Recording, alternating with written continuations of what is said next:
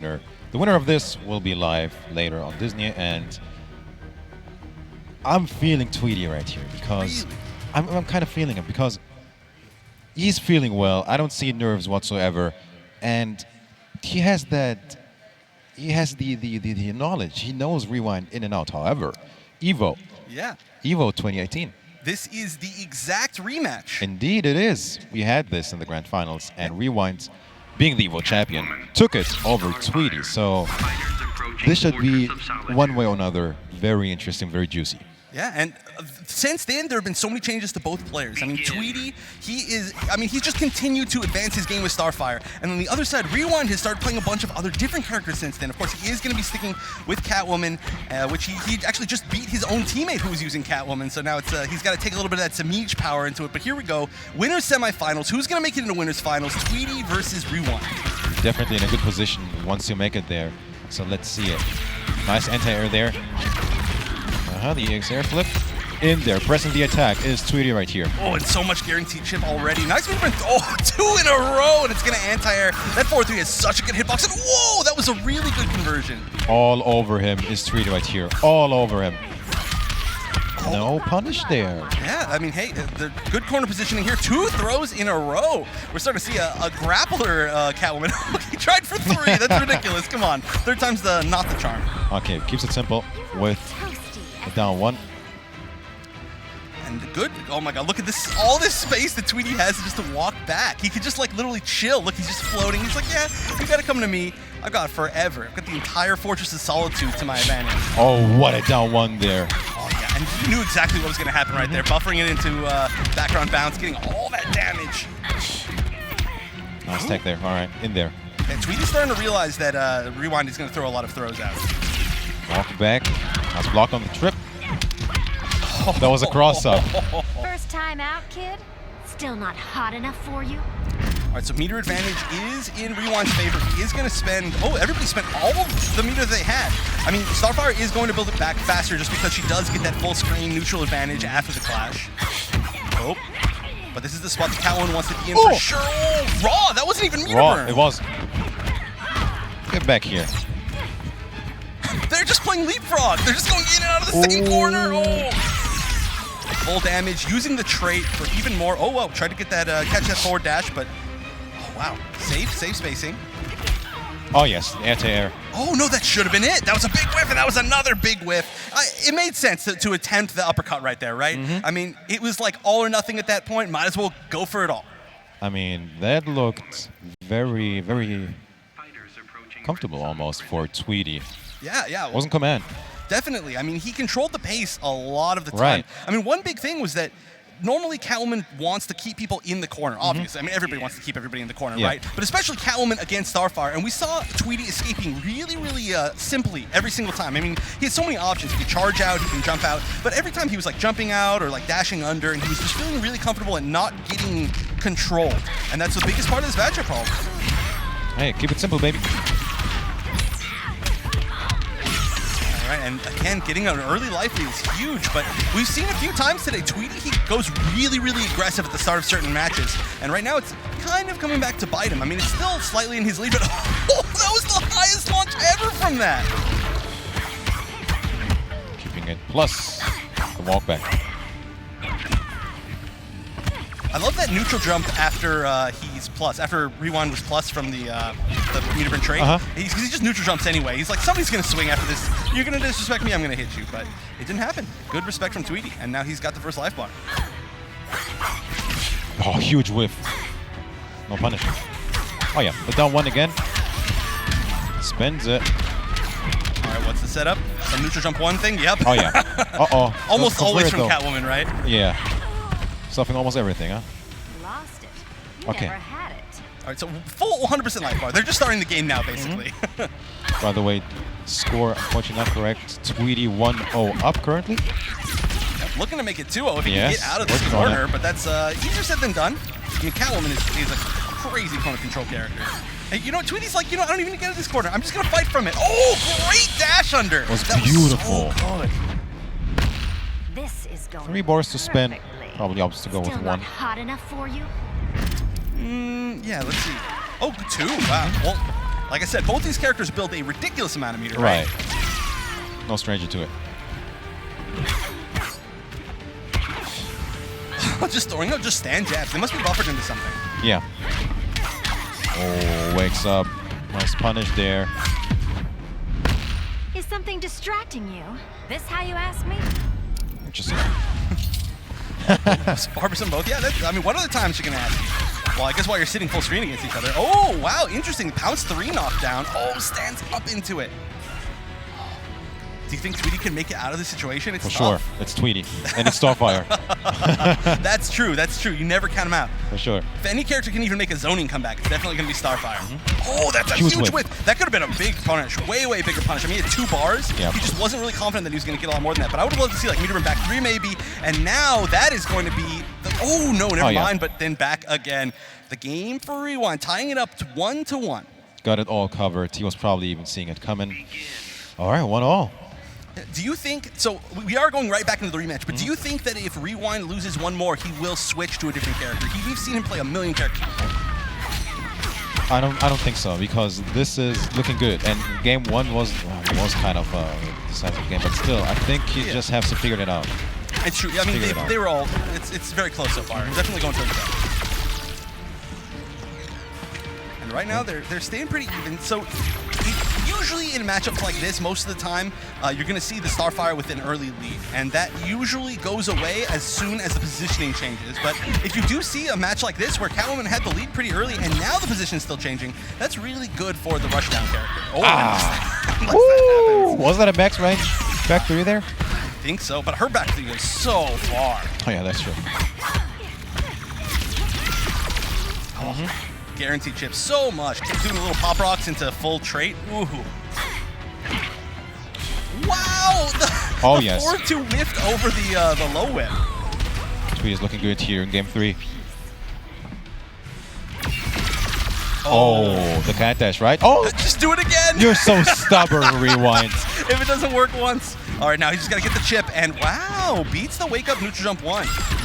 And now there's so much chip potentially on board. I like that charge. He's using it. Yes. Oh, never mind. This is such a good magic pixel. Oh, he's not finishing his play. Oh, no, he tried it again. And that's going to be the punish. But still, that was like 75% of Rewind's life gone from that magic pixel and full corner position. Wow, what a huge whiff. I'm stealing this fight. He didn't finish his plate. That was a perfect play from Tweety. 3 bars, really wants that life. Yeah, I mean, honestly, that was almost a mistake to clash that. He may not have had another chance, so getting life back was definitely an advantage, but the end of that was the grab, so he actually would have been thrown back to mid-screen to get the corner. Regardless of that, life is going to help him a lot, get him away from that guaranteed chip, and nice fake cross-up. 2 knockdowns now. This is starting to even up. Wow, the shimmy into the grab, actually. Out of there, doesn't reach. Oh, this is... Oh, that... spends it. Chip. Yeah, that's a lot of damage. This is definitely getting close to guaranteed chip life. Oh, he's throwing everything at him. Literally. You run out of lasers, you start throwing whatever else is around you. Oh my gosh, and the charge. That is going to be so difficult. There's got to be a really big, heavy read to get in on Starfire again. He needs one more. Nice block. And this is chip. Yeah, huge. That could have been disastrous if we would have gotten that cat dash. Yeah, that was really scary spot too, because even if he just taken back the advantage, he did have full cat scratches built, and he had the meter to make it plus, so there would have been some really good pressure on board, but just wasn't quite able to do it. As soon as Tweety charged out of that corner, it was a tough situation, and it looks like you were right. We are going to see Rewind stick with Catwoman no matter what. He's got to win 2 straight, no more chances to switch. All right, so this is do or die. Okay, let's see it. Guaranteed chip. He's looking good so far, Rewind. Definitely looking good. Looking great. Nice safe jump right there. That would have worked against the wake-ups. Another one. Oh, not able to quite get the full conversion. Oh, shame again. Again! Oh, no. Wasn't looking for the conversion there. Was looking for the grab, didn't believe. Yeah. Not believing that all these little hits are going to hit in all these weird little ways. Oh, so many people try to disrespect that jump down 3. Okay, Magic Pixel again, more or less. Finishing. Okay. Look at that. This is all bonus. Putting himself in the corner may have been a little bit of a mistake, but he is pushing himself back out. Getting a lot of free chip, though. Look at that. It's almost even now. Oh, wow, I can't believe that didn't catch, actually. Wow, that was a nice comeback from Tweety. Still on the lead is Rewind. Yeah, this is tough, but this is, I mean, still advantage for Rewind. Right. Even though he did take so much damage from that magic pixel. So as long as Rewind can stay solid and still pick this up. Wow, I can't believe nobody connected on anything in that exchange. Hello, connects on something. That interactable has been the VIP of this set. Tweety is gonna have to like say that that interactable is on his team. Yeah, he knows something about those interactables, all right. Match point Tweety, but Rewind in command right now. Ooh, no flash right there. Oh, that could have been a conversion. That could have been a conversion as well. Another one, 3 back-to-back. No. Dropped. No, I don't know if those are dropped. I think he was trying to keep it unclashable. He just wanted to keep trying to bait the throw text. And so far it's worked. That might be it. That might be it. Yeah. Oh, why did he let him clash at the end? You were just saying, but maybe you forgot about that. Oh, no. Why would you go through that whole segment without letting him clash and then give him another chance? Okay, still in this. He's still alive. How is he still alive? The interactable gets the back 3. What's it gonna be? Another clash. I whipped you into shape. I respect your warrior skills. Rewind is winning this clash, or it's going to tie, and he wants to save the bar. Okay, he is going to win it. This is good news for Tweety because he can't backdash. He does not have to worry about that. Yeah, the cat dash. Yeah, he needs to build that one little bit of meter, and now they're still in this neutral position that Tweety really likes. Oh, and again, this is match point for Tweety. Hold up, one back 3 and it's over. Wait, Chef, wait. Oh, didn't connect. Oh, they don't want it to cat dash. In the cat dash, the ultimate risk, and it paid off. And Rewind is going to tie it up 2-2. Wow, if that was blocked, he was dead. We're still in this. We're both are going back into it. Same stage, same characters. Let's go. 2-2 semifinals. Who's going to advance? I'm not surprised, man. This couldn't have gone any other way. But right now we're seeing some early pressure, but eliminated. And every meter burn back 3 or forward 3 is a lot of damage from Starfire, and of course that full screen knockdown. So now look at this. So far walk back. Oh, that was actually a whiff punish. Beautiful. Great presence of mind there from Tweety. Very patient. He doesn't fold. He doesn't fold. Oh, Tweety's all right. Yeah, he is. I mean, he plays his own game, and he is so confident in it. That's why he's the #1 seed going into this tournament. Yeah, forget about that. Meter burn back 3. All right, that's so much screen carry. It's one of the biggest strengths of Catwoman. That was a beautiful fake cross-up. That would have absolutely hit me. The down 1 to interrupt. Oh, yes. Hello. Down 1 city.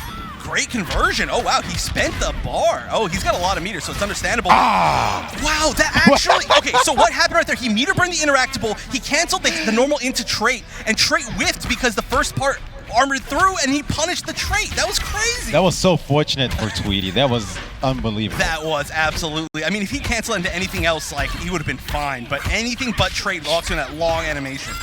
Oh, yes. Hello. Okay, double match point. Who wants it more? All right, good screen positioning, but life disadvantage for Rewind. All right, Tweety's trying to change that up. 3-2 when it comes to board. Oh, the back 2 whiff. That's huge, and he's getting fully comboed for it. What a huge miss right there. All right, life is really close to tie. Clash is still available for both players. Wow, back 2s are not working out. Oh, lots of jumping right here. Oh, yes, gets him. Wait, why? Just a little damage, but it does add up from Starfire. It does. The grab! Oh, that was brave. That was scary! Oh, no, he went underneath the forward 3! Oh, and another back 3! Feeling starstruck? Chef, what is happening? I don't know, man. It's not going by the book. Oh, and he's taking the life. He's taking the life. That means one more hit could very potentially do it if Rewind can pick it up. Wait, they both have no bar. The down Will this 2. kill? This is not. He has no bar. No, it won't. But he's so close. He's almost guaranteed, and he will jump 1. And Rewind bringing it all the way back, taking it 3-2 to make it into winners finals. After all those weird scrambles in the set, he's going to be moving on into the top 3 spot, guaranteed. Top 3, just remind me real quick, how much is that, Chef? Top 3 is guaranteed at least $10,000. I mean, that's got to feel good. That young 10K. And not only that, knocking the first seed of the entire Pro Series into losers, that has got to feel amazing as well, especially going into those winners finals. Winners finals, perfect position to be. I mean, your path, you don't have to play more matches and losers and worry about that. 10K. Yeah, the Evo champion defeating the Combo Breaker champion. Yeah. I mean, so many of these players are champions of something, For sure. right? I mean, Let's go, champ. let's go, champ. But that was, I mean, huge. That was huge. That was obviously down to the last hit, and that is going to absolutely change the entire infrastructure of the rest of the tournament. For sure. I mean, now everybody in losers is going to have to run through Tweedy at some point. That's crazy. That's so tough. I don't think almost anybody expected to have to run into Tweedy in the losers at anything earlier than losers finals, probably. Probably don't want to. Anyway. I mean, honestly, nobody here wants to play anybody else here. They're all so good, right? You're like, That's you true. just got to hope for the best at this Right, point and be right. confident in your own play. But wow, so that was just only one of the matches that we have to get into winners final. So now we have to go see who Tweedy's actually going to be playing against. And this is another great match. This is a spot, actually these two. So this is, of course, Hayate on the left, SonicFox on the right. And we saw these two play, I believe, in the exact same position last IPS finals, and that was one of the moments where we saw for the first time Captain Cold. Well, not really the first time, but we really truly saw at the highest level Captain Cold really giving another character problems. But at this point, I feel like I don't even know if we're going to see. I mean, I feel like we're probably not going to see Captain Cold. I have no idea who we're going to see. SonicFox is an enigma. That would be absolute vintage SonicFox. Rocking Joker tonight. I know. So again, just for everybody, to remind everybody, we have a Joker in top 4 winners. Let's just repeat that. A Joker in 2018. Isn't Joker banned? Hasn't he been banned since Injustice 1? That's the story, right? Yeah, it was. Yeah, that is true. No, but also, I had this number a little bit earlier, but it's actually grown. So we have 16 players today, right. And we have seen 20 characters. That's crazy. We've seen more than one character per player. That's how diverse the cast of characters that we're seeing today is, which is it's just great. It's incredible. It Wait. really shows- No. You heard us. Don't tease it. Yeah. I think he's got to be trolling us. I don't believe him. Don't be a troll. We know that SonicFox is a troll. We're not going to fall for that. I challenge you. Go ahead. Do it. Go ahead and do it. I dare you. Do it. Oh, no way! Oh, What? Are we really going to see the 21st character of the tournament be Captain Cold? Is this for real, Wait. or is this just a secret, silly button check? This is not a button check, right? This know. doesn't look like a button. We got camera zooming in and everything. They look serious. I don't know. This is game. This looks for real. All right. Winners, SonicFox. Semifinals. SonicFox choosing Captain Cold against Hayate's Robin, the exact rematch of the last year of the IPS finals. Incredible. I mean, that's one of the reasons why you gotta love SonicFox. This is definitely fan service, man. He's going for it, and I haven't seen him play this character. Well, I guess he did play kind of recently, but he's still going for it. This is a very different matchup than we saw last year, though. I mean, both characters have been changed since then. The entire game has been changed since then, so let's see how it goes. I mean, it's looking even right now. If he pulls this off, I mean, I didn't see this coming, Chef. Me neither. I mean, I alluded to it, but I tricked myself here. Oh, in the snow globe, he's got to get out of there. He does get out of there, but he goes back in. Is he getting frozen? He was so close to being frozen, dude. I totally forgot how much fun Captain Cold is to just watch. Yeah, absolutely. For those of you out there who don't know what that cold globe was, because we don't see cold that much, right. If you stay in it for too long, it freezes you, and he gets a full combo, and it's very close to happening right now. No, he backs out. So you got to figure out a way to get out of there. It also slows down all of your movement and all of your attacks. So he essentially, what SonicFox tries to do is he sets up this impassable field of cold that just slowly freezes you, and he's not going to be able to get out of it. Full combo. Here we go. That's the life bar. Number 1, SonicFox with Captain Cold. That is unreal. It's looking like he never dropped him. Okay, active again. Okay, out of him. I know. I swear, did I just go back in time, like literally? Right. Okay, color's active. Okay, that was smart. Yeah, that's a move I would like to see him throw out. I mean, obviously you have to keep it rare. It's super easy to mirror back to on reaction, but I would like to see it a little bit more just as an option, and that's going to get the life bars tied up. But he has the corner and level 2 gun. This is going to be scary. Here it is. Yep. Oh, actually, I feel like he maybe should have approached a little bit further. Yeah, for sure. I mean, he still manages to recharge and force it, but he's just, he could have been a little bit more aggressive, choose to play it safe. He did have the life lead, but now it looks like Hayate is taking advantage of the passiveness of his gameplay.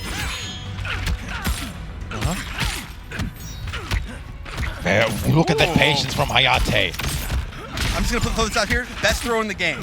The three-time refreeze. Oh yeah. Oh no, you can't let him start that. Okay, wait. He's trying to trap him.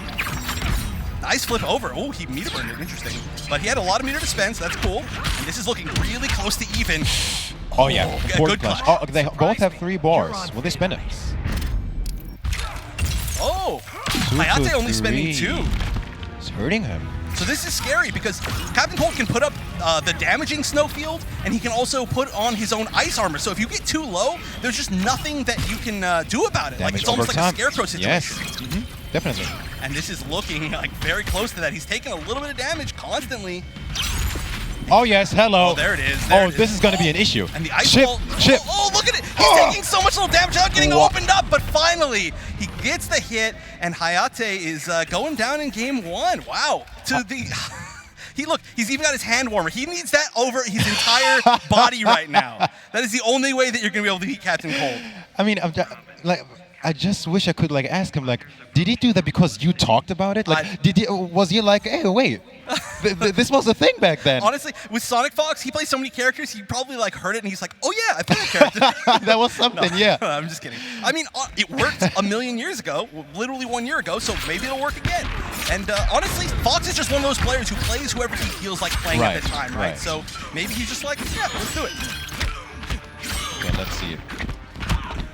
Ooh, nice way to keep. Oh, never mind. I was about to say way to keep Captain Cold in the corner, but he switched it. Order some ice. Oh, drop combo. I love those corner combos from Cold. Oh. Huge whiff, no punish there. Yeah, the triple high string. Oh yes, very good down 2. Oh, back to 3 whips. That's a lot of damage on the table. Great whip punish with back 2-3. I love the flips, but you know, at some point, SonicFox has got to start punishing those. I mean, it's rare enough, and it still takes forever, so he's getting tons of time to charge, but still. Oh, and of course, hard knockdown. That's one of the biggest tricks that Captain Cold players use, is they use the freeze and let you drop, because it is a hard knockdown. It's very weird. Oh, he's watching his head. Man, honestly, fighting from his back foot the whole time. Hayate is still going to take the first life bar first. Okay, this could be Chip. All the shenanigans, let's see it.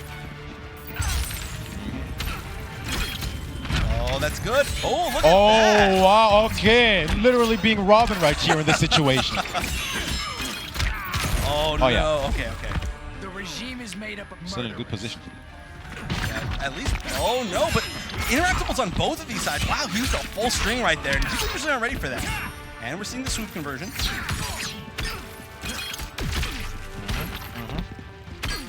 There are 2 bars of charge for SonicFox, but he's not using it yet. Okay, wait. Oh, he's got to find some space. It can't be over in a second. With the cancel, there it is. Into forward 3, and now all he's got to do is guarantee chip. Oh, that was a great way to get out of it. I don't know if he can make this comeback, but that was at least a beautiful start. Oh, it's okay. Here we go. This could be starting. No, he took a huge risk right there. He tried to catch him, either pressing buttons or moving after he blocked the string. It's an understandable risk. At that point, he had nothing to lose because he was going to lose from taking chip one way or the other. So might as well go for the full combo. And that means he's going to tie it up 1-1. Okay, player select. He locked him in? He locked him in super fast. He's believing them. Wow. Also one of the best costumes for Captain Cold, hands down. Oh, look, somebody else trying to reconnect.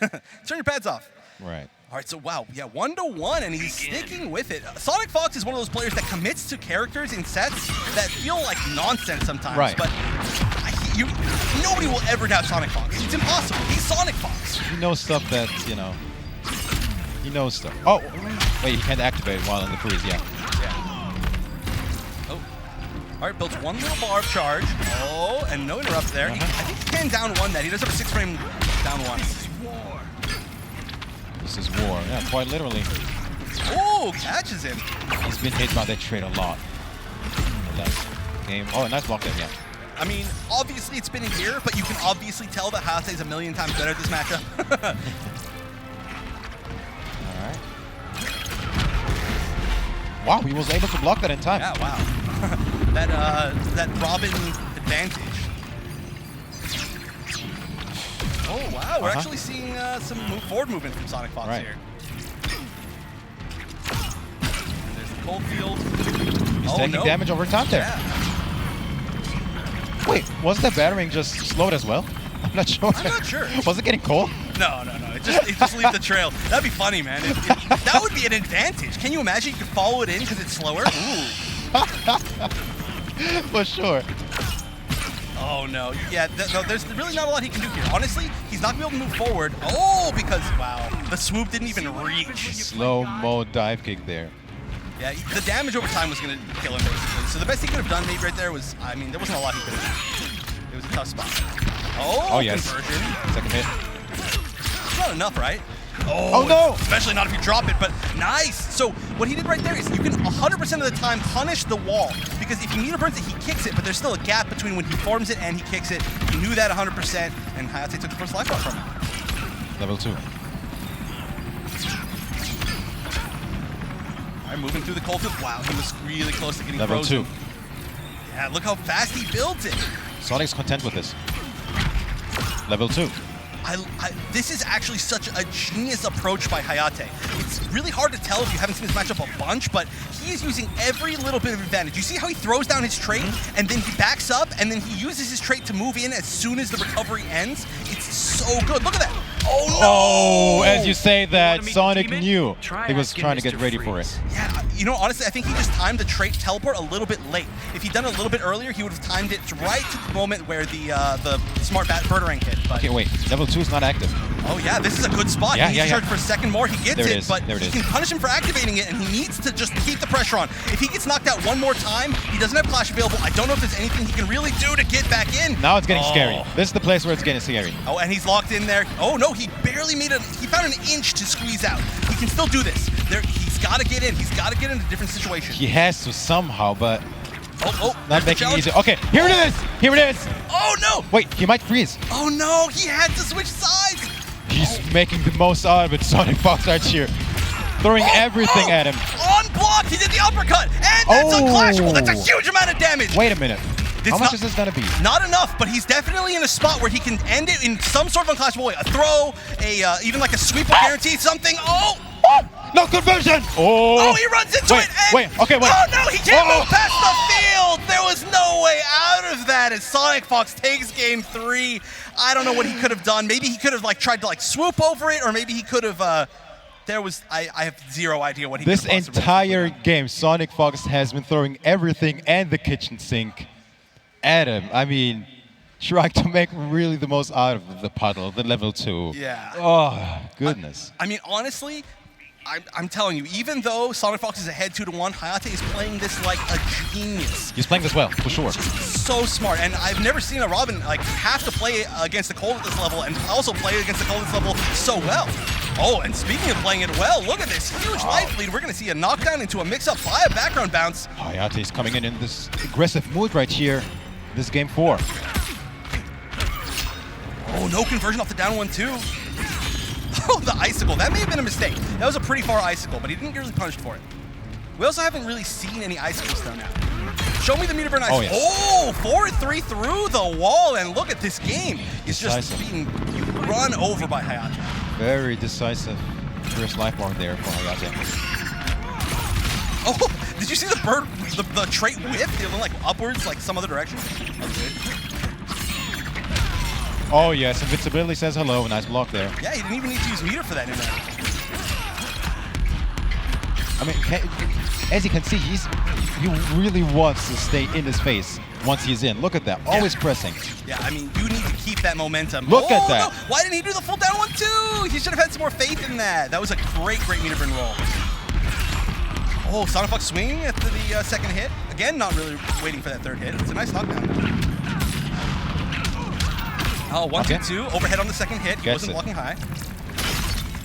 And a mix-up with the icicle. I think he wanted to get that hard to blockable there. Yeah, you can set up. His down one's low, so all you have to do is just down one alongside the overhead icicle. That's right. Oh, and wow, this is so weird that we're all of a sudden seeing Hayate back out. Exactly. Yeah. Look at that. This is where he might crumble. Match point, SonicFox. It's true, absolutely. Match point to move into winners finals potentially against Rewind, but still he's got a lot of life to make back. And Cold, I mean, he can get his stuff started, but his comeback factor isn't gigantic aside from that. Oh, he gets super. That should be a conversion for sure. Spinning all the meter. Oh, what was that? That may have been a bait for a wake up. Trait's still active, and it's going to hit him in the back of the head, but he was able to block in time. Chip City, Chip. Look at this. This is just a brawl right now. We're not seeing any of that zoning from earlier. This is now a dogfight. Uh-huh. All right, look at, yeah, he didn't activate trade or anything. Wait, here it is. He might trap him with the ice block. Great clash. That clash saved his life. For sure. That would have been GG. This is actually an amazing situation for Hayate because right now he's catching SonicFox. Oh, even though he took some damage, no amount of charge for SonicFox, but they're even life. So SonicFox might just have to play neutral to the end of this. One bar. He built one bar. Now watching his head. Oh yes, he still has a clash. Oh, quit embarrassing yourself. Is he going to spend the 1 bar for the knockdown? No. Yeah, they both spent 1 bar. Wait. He's only got 1 bar. He's only got 1 bar charge. You lose the partial. Oh, he swooped over his head. Oh, that wasn't enough to chip. Look at Can't his life. take more chip. Cannot take more. The weep run. He threw the smart birdering and just assassin striked after it. He just charged along with it, and there was no escape. And we are going to game number 5. We could see how that level 2 Captain Cold is always a threat, but he keeps it going with Captain Cold. Instant lock-in, man. Instant lock-in. I respect him for that. I respect him with that. He's a player who knows who he wants to use and just goes with it. That is something that cannot be underestimated. Robin. And of course, Hayatei's got to lock in with Robin, but he wouldn't have chosen anybody else anyway. He just wanted to take a moment, collect himself. That was a crazy clutch last moment, and I can't believe we're going down to the wire here. So again, last year, it was this exact same matchup, this exact same spot in the bracket, and it was 3-0 SonicFox. This time, Hayatei is really bringing it to him. Let's see if he can bring it all the way, or if SonicFox is going to see a technical repeat of last year. Okay, let's see it. This is a better start, way better start for SonicFox than last round. Yeah, I mean, Hayate was barely able to hold on to the last game, even though he had an amazing start. But now he's got to find some really good spots to get through all this pressure. And he's not, okay, he's at least keeping the momentum on and not giving him a spot to throw out the level 2. Oh, you know what? He's going to be able to make it through. Oh, that's the tech, that's the tech. You can't make it back. Get out. You can't make it back. Oh, wow. Stop being active. I can't tell him to stop being active or to sweep move him out of the hitbox because he seemed like he was in there forever. He has to jump out. Oh, he made it out. He made it out. He gets out of jail once again. Yeah, but again, even through all of this, he's taking so much damage. It is a damage over time. Plus, he's got to block so much stuff. Now he's got the corner. He can play as patient as he wants, but he's gonna have to make a choice. I mean, this is it. This is exactly why he wanted to stay in his face last game. Yep. But here, not making the most out of it. Oh, I like that. He used the respect of the trait to just dash in and not actually use the trait. And now he's keeping the corner. No, I don't know if that was intentional or not. I don't think so. He's done that before, but maybe it was just a drop in the same spot. Yeah. Oh, and you cannot jump in. Even with that amazing jump 3 from Robin, that cold down 2 is one of the best. I mean, it's zoning in some sort, but it's so special zoning here. Oh, and he actually froze him at the end, but he didn't think it was going to happen, so he didn't get the full combo off, but that's great for Hayate. And now there's still 2 bars, but still pressure going on. Okay, doesn't drop this one. Oh, into a... The setup? Oh, and he actually challenged it. He could have sent the bar right there to end the life bar. That would have been really good. Oh, he's got to find a way to chip. He's still alive. Okay. The slowest flip of all time. Nice backdash. He backdashed, I think, the actual hitbox of it, like he was still within range. That should be it. All right, last life bar for both players. One of them is going to make it to winners finals. Oh, Hayate has the positioning, but Fox has 2 bars, and he's got the start. He's got the start of all of this. Double match point. 4 bars for Robin. Oh, this is scary. This all right, is really little scary. bits of damage on both sides. Yeah. All right, he's popping Level it. 2. And we're never seeing Hayate really commit to that one time he's going to move in, but he's going to have to do it at least once. Wow, actually just barely avoiding the icicle hitbox. Oh my god. You might remember that. He's slowly being chipped down, but I mean, Birderings are doing a good amount of chip in this Both matchup. taking chip here. Okay. Okay, here it is. Here it is. Will he push block? Will he push block? Can he get out? Oh, he gets out of the corner. Clash is going to be a good spot, though. Oh. All right, what's the meter? What's the meter? 3-2, and they're spending 2 each. There's no charge. There's no charge for Fox. This is a good situation for Hayate. He has no trait. Yeah. SonicFox has no trait. He has to go in. Okay, he's gonna clash. Now this clash is definitely going to be in Fox's favor. He's got 2 bars to Hayate's 0, but he doesn't have any charge, so he can use this time. Okay, he's just spending 1. Wow. He can use this time to charge up, or he can use it to create some space. He's gonna charge up, but it's not enough. He was so close to him at the end of that clash. Oh, this is not enough. Definitely not enough, but it's gonna give him more than enough time to set something up. Oh yes, Damage smart field, play. is it enough though? Not quite. He's out there. He blocks it. Oh, he gets through. He got a hit. He has barely any life left. Any chip. Oh, Oh, that was a big whip, but no What punish. was he looking for there? 2-on-2. Hayate has the bar. He can kill out of one hit. Swoop into No, it doesn't block it. He drops a conversion, but gets a straight hit. He's got to get through here. He's so close to death. What a block from SonicFox. Then he gets him with the meter burn wall. SonicFox moving on to winners finals. Wow, down to such low life. That was a crazy scramble. Oh my gosh, he was so close. There was so many weird little spots. The biggest moment I think was when he landed that swoop in the corner and he went for the back 2-1, it whiffed. Yeah. And maybe he didn't think he was gonna be close enough with the 2-1-2 or something, but that could have been the tide changer, and instead it was just the spot that gave SonicFox the space to get out of there.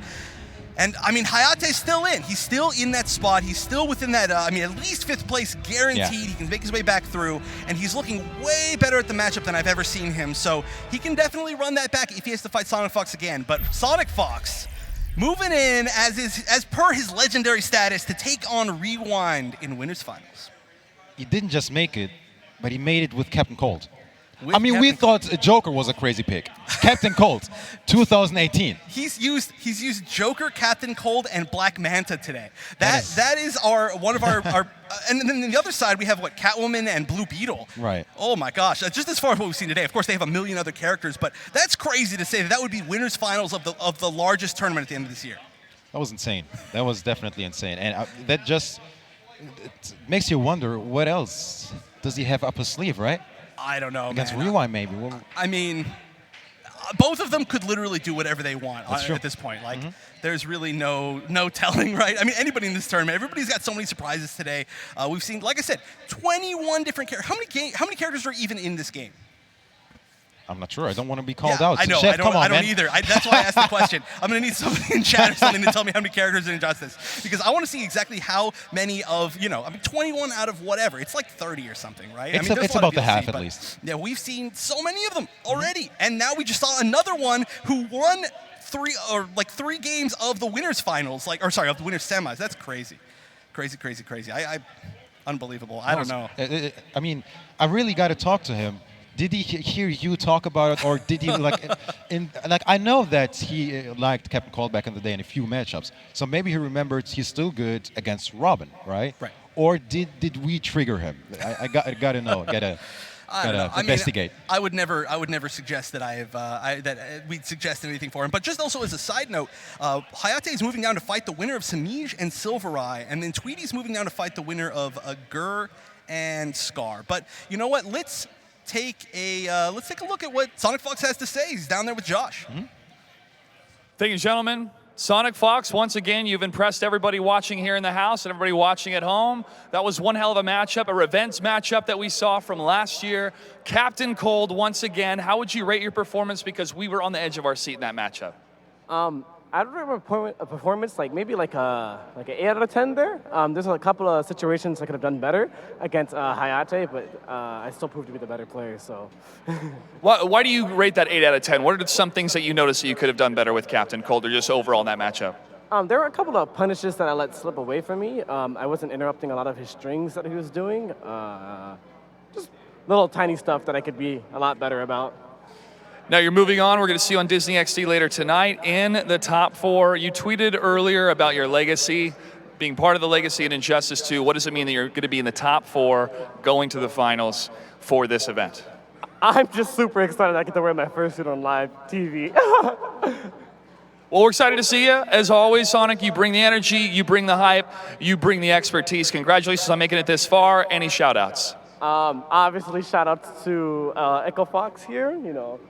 They helped me a lot. Sorry about my tongue. Obviously, the furries here, because SonicFox, someone it's good. All my friends and family that are watching right now, all the LGBTQ plus friends and allies out.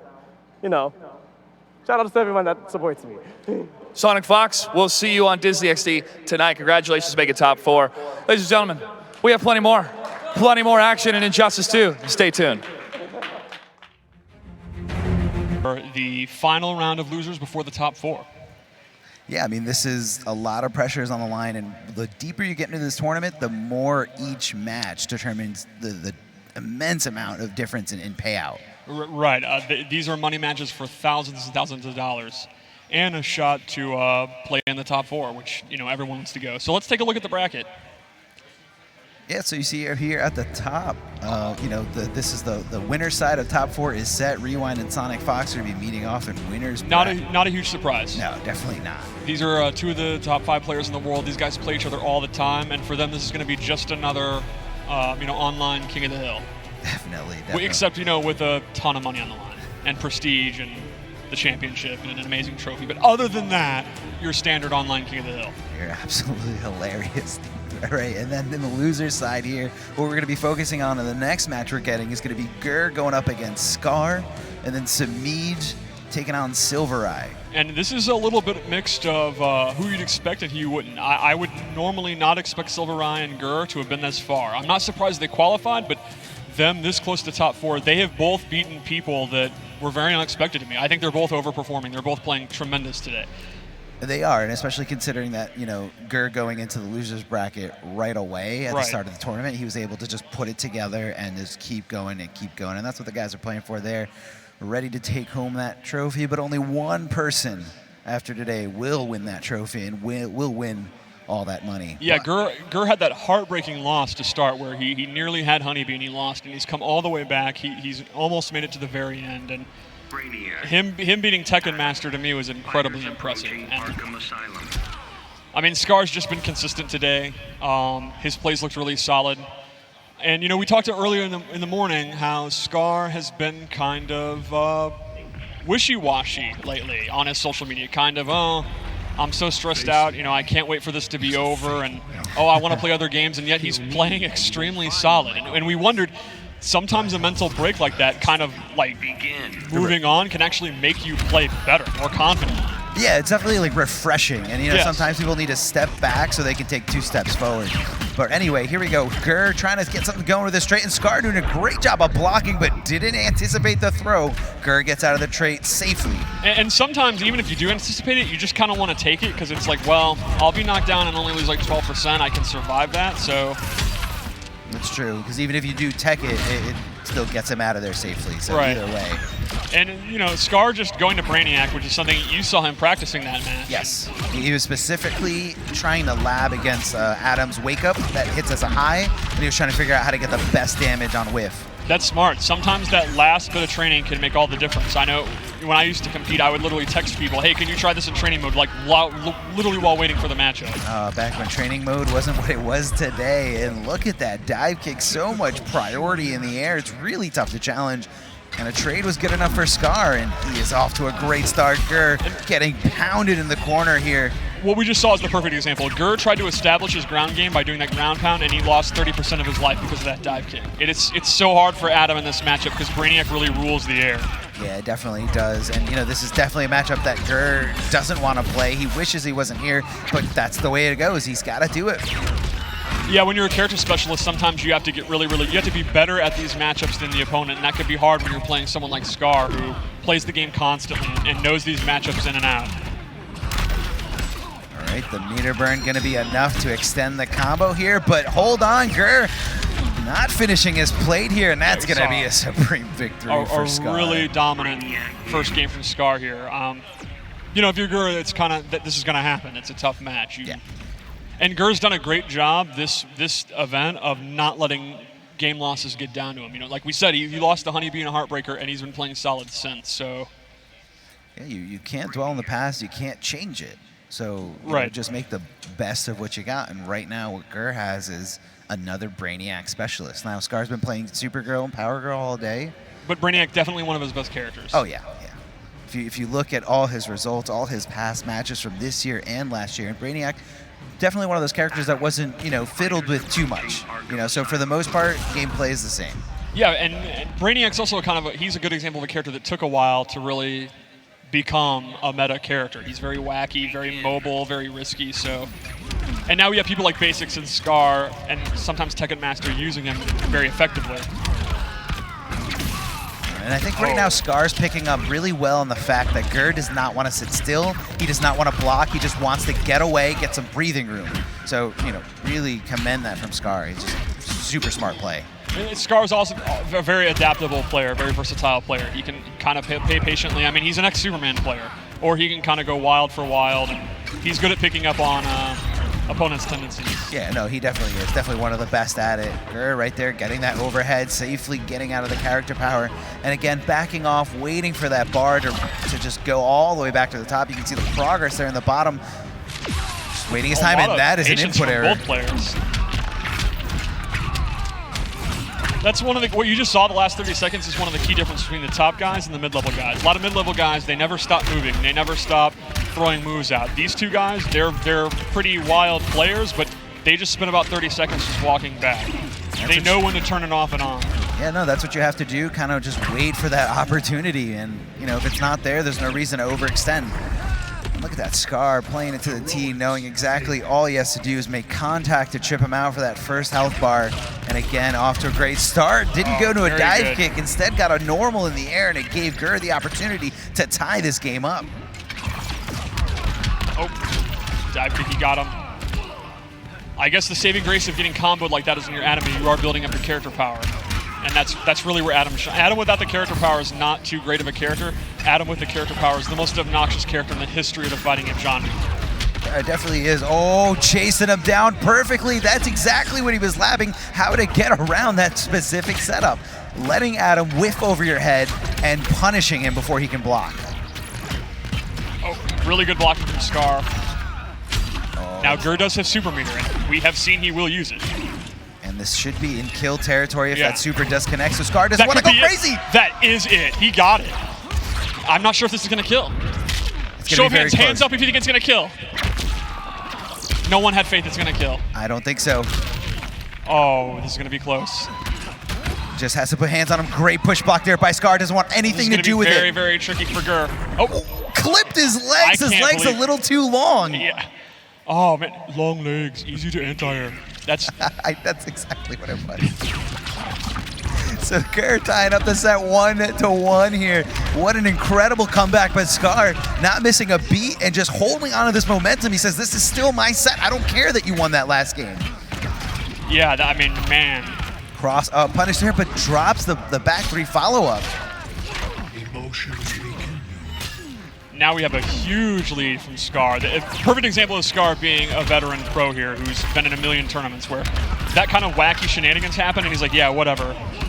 Moving on to the next game. Yeah, I mean, that's how you have to do. You have to just roll with the punches here. Scar just walking in confidently, knowing Gerd just has a tiny little bit of life left. So even if he just makes contact, he should be able to chip him out. Oh, looking for it here. Blocking.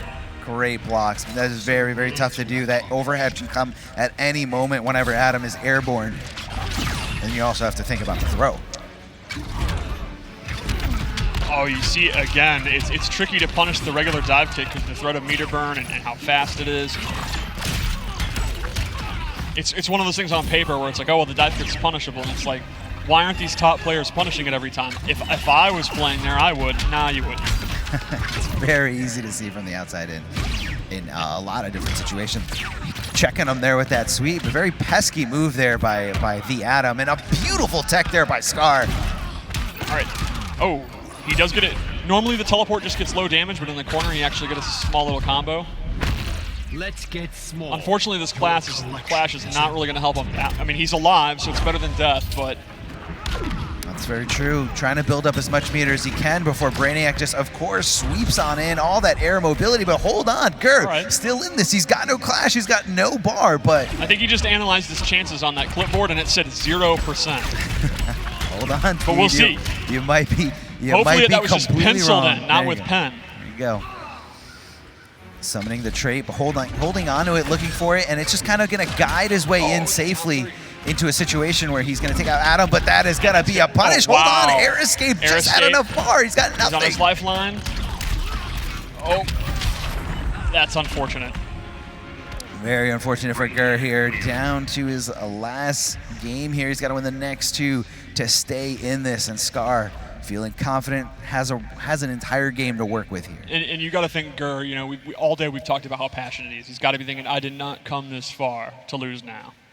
Whatever happens in this next game, Gerd is going to give it 100%. Like, he's going to give it all. Like, And I like that. I've noticed today he's been taking breaks when his back's against the wall like that. It's very smart, and it's something I always recommend to players too. Like, don't let your emotions run wild. Take a break. There's no rush. Like, yeah, absolutely. I mean, taking a breather will just clear your mind sometimes. Yeah, let you see something that you might have not been able to see before in the hype moment. I feel like a lot of the more aggressive players are always like, no, rematch, go right back in, go right back in. Don't get mad. Think about, why am I losing? How bad do I want this? What's going wrong? What's going right? Sometimes it's actually not a matter of you doing something wrong. Sometimes you're doing something right and you're not doing it enough. Very true, very true. And Gerd sticking out with the Atom, just like I expected. I don't expect him to go anywhere else. And Scar looking for that early dive kick, but can he block through the first hit? No, he can't. And Gerd getting that bonus meter for the first hit, and a huge meter advantage right now. Slug coming out. What a background bounce combo, really making it hurt here. Scar barely taking the life lead. One of the talents I most admire from our top players is how good they are at using the background bounce and interactables in their combos. It's not easy to keep track of all the different levels and the different timings and to know the situation you're in. And not only that, but knowing exactly the spacing of it, making sure they know where they have to be in order for the background bounce to be accessible. Oh, that was an unfortunate dive kick for Gerd. Now he's stuck in the corner. Yeah, this is going to be corner hell. Hold on, getting it going here, making sure it hurts. Meter burning the forward 3, but dropping the combo at the end. They're just trading down ones. All right, and Gerd's going to take round 1. Yeah, that's such a great option to go. Just that nice little pesky low kick there, canceling into the trait. You know, even if they do block it, you get all the mix-ups you want. If they get hit, full combo city. I really love how rarely Gerd uses the teleport, because you think he'd want to just absolutely spamming it, but he goes to that only maybe once or twice a game. Just enough that you kind of forget about it, and then, oh, it hits. Always hits. One of the hardest interactables to really avoid in the game. It's just so massive that supercomputer's just getting chucked at you. You have nowhere to go. It's also got that little crane thing at the end, like you use at the crane game. Yeah. I never win in those. I think they're rigged. Oh, and hitting Scar, not really sure if Scar was looking for a throw tech, but hold on, Gerd gonna keep it unclashable here. Gerd looking really strong here. Oh, he went for the ground pound. That might have been a mistake. Noodle Party, that had to be an input error. 100% an input error. Just he had to, widen the gap between holding up back and his button. And when you do it a little too fast and don't go in the air, you get that nice special move that leaves you susceptible to a full combo punish. So, Gerd has gone from it's time to leave the venue, you have no chance, to, a dominant game there to make it 2-2. That break worked. It did, and it in such dominant fashion there. That he was in control the whole time. Every time he went into trait, it worked. Letting the intro rock. Facing me is a fatal error. Kill me and you won't find the microverse. I have other plans for you. Brainiac's voice actor is amazing. What a creep. Not the guy. I'm sure he's a great guy, but his acting. I'm sure he was directed to be such a creep. I don't know the guy. Maybe he is, but probably not. Oh, and that's a punish there, but didn't have the meter to convert, and that's why that first hit is so important. The bonus meter, it just gives you access to so much damage. And Adam is so great at trying to go for it. That's why I feel like Brainiacs are always very aggressive right at the start. Yeah. Oh, a little too fast. Maybe looking for the dive kick. I love it. Uses the character power to just go under the dive kick. Oh, text the throw.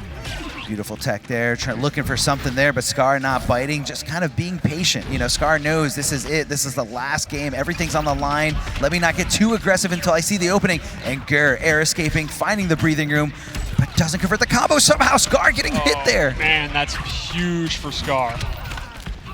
Now he's got Gerd in the corner. Okay, Gerd, he doesn't even want to play that.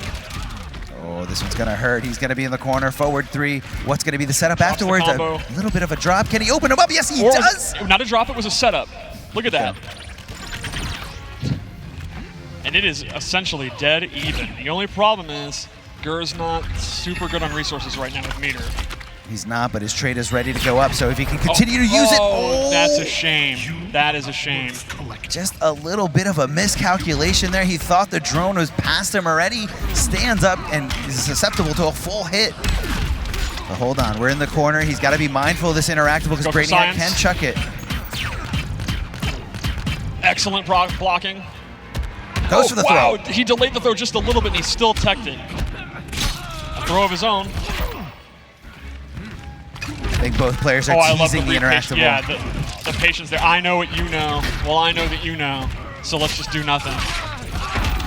Again, thrown in the corner. Gerd's got to get out of this corner if he can. And there you go. Not sure if that was a full combo punish. I'm not sure if that was a complete punish or if Gerd was trying to do something else afterwards. He's got to get out of dodge that. He's in serious trouble now.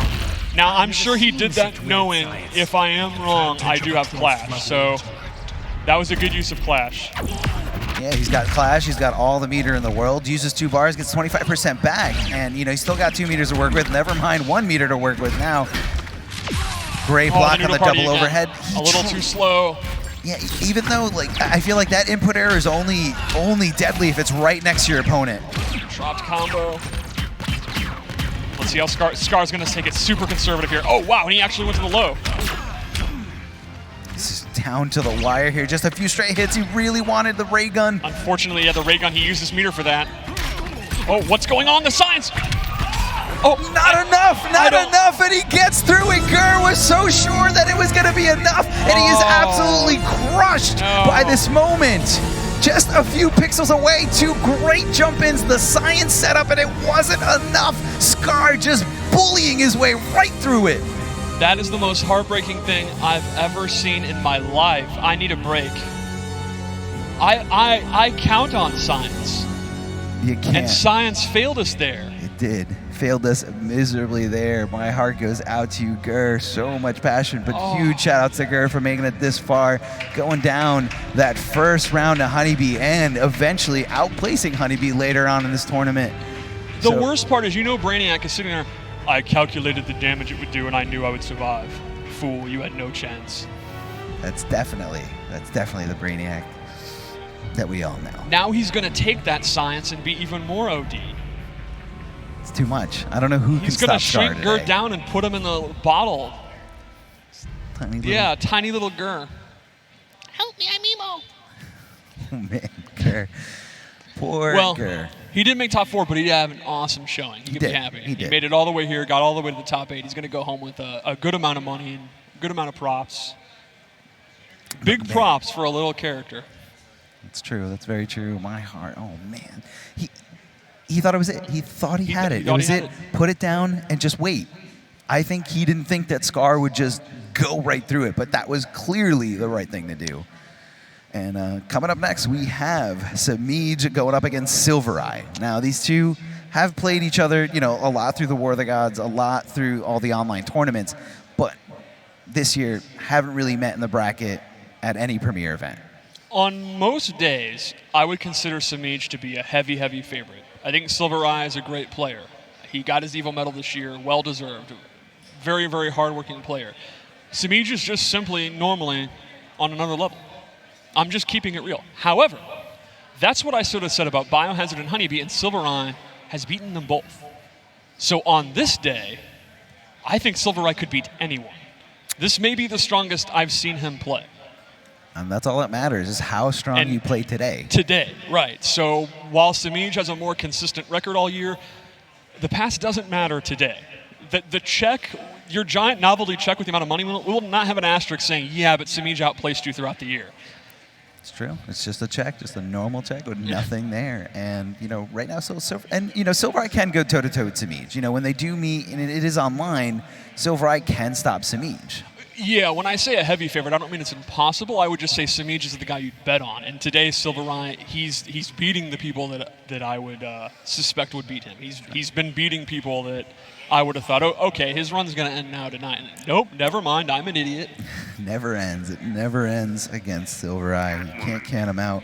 Now, SylverRye, the question is, are you going to be going with Hellboy or are you going to be going with Batman in this specific situation? I feel like a lot of people love keeping Catwoman down and trying to avoid that backdash from getting out of everything, and Hellboy has one of the best tools there with his back 3, just chasing her down, not letting her get away.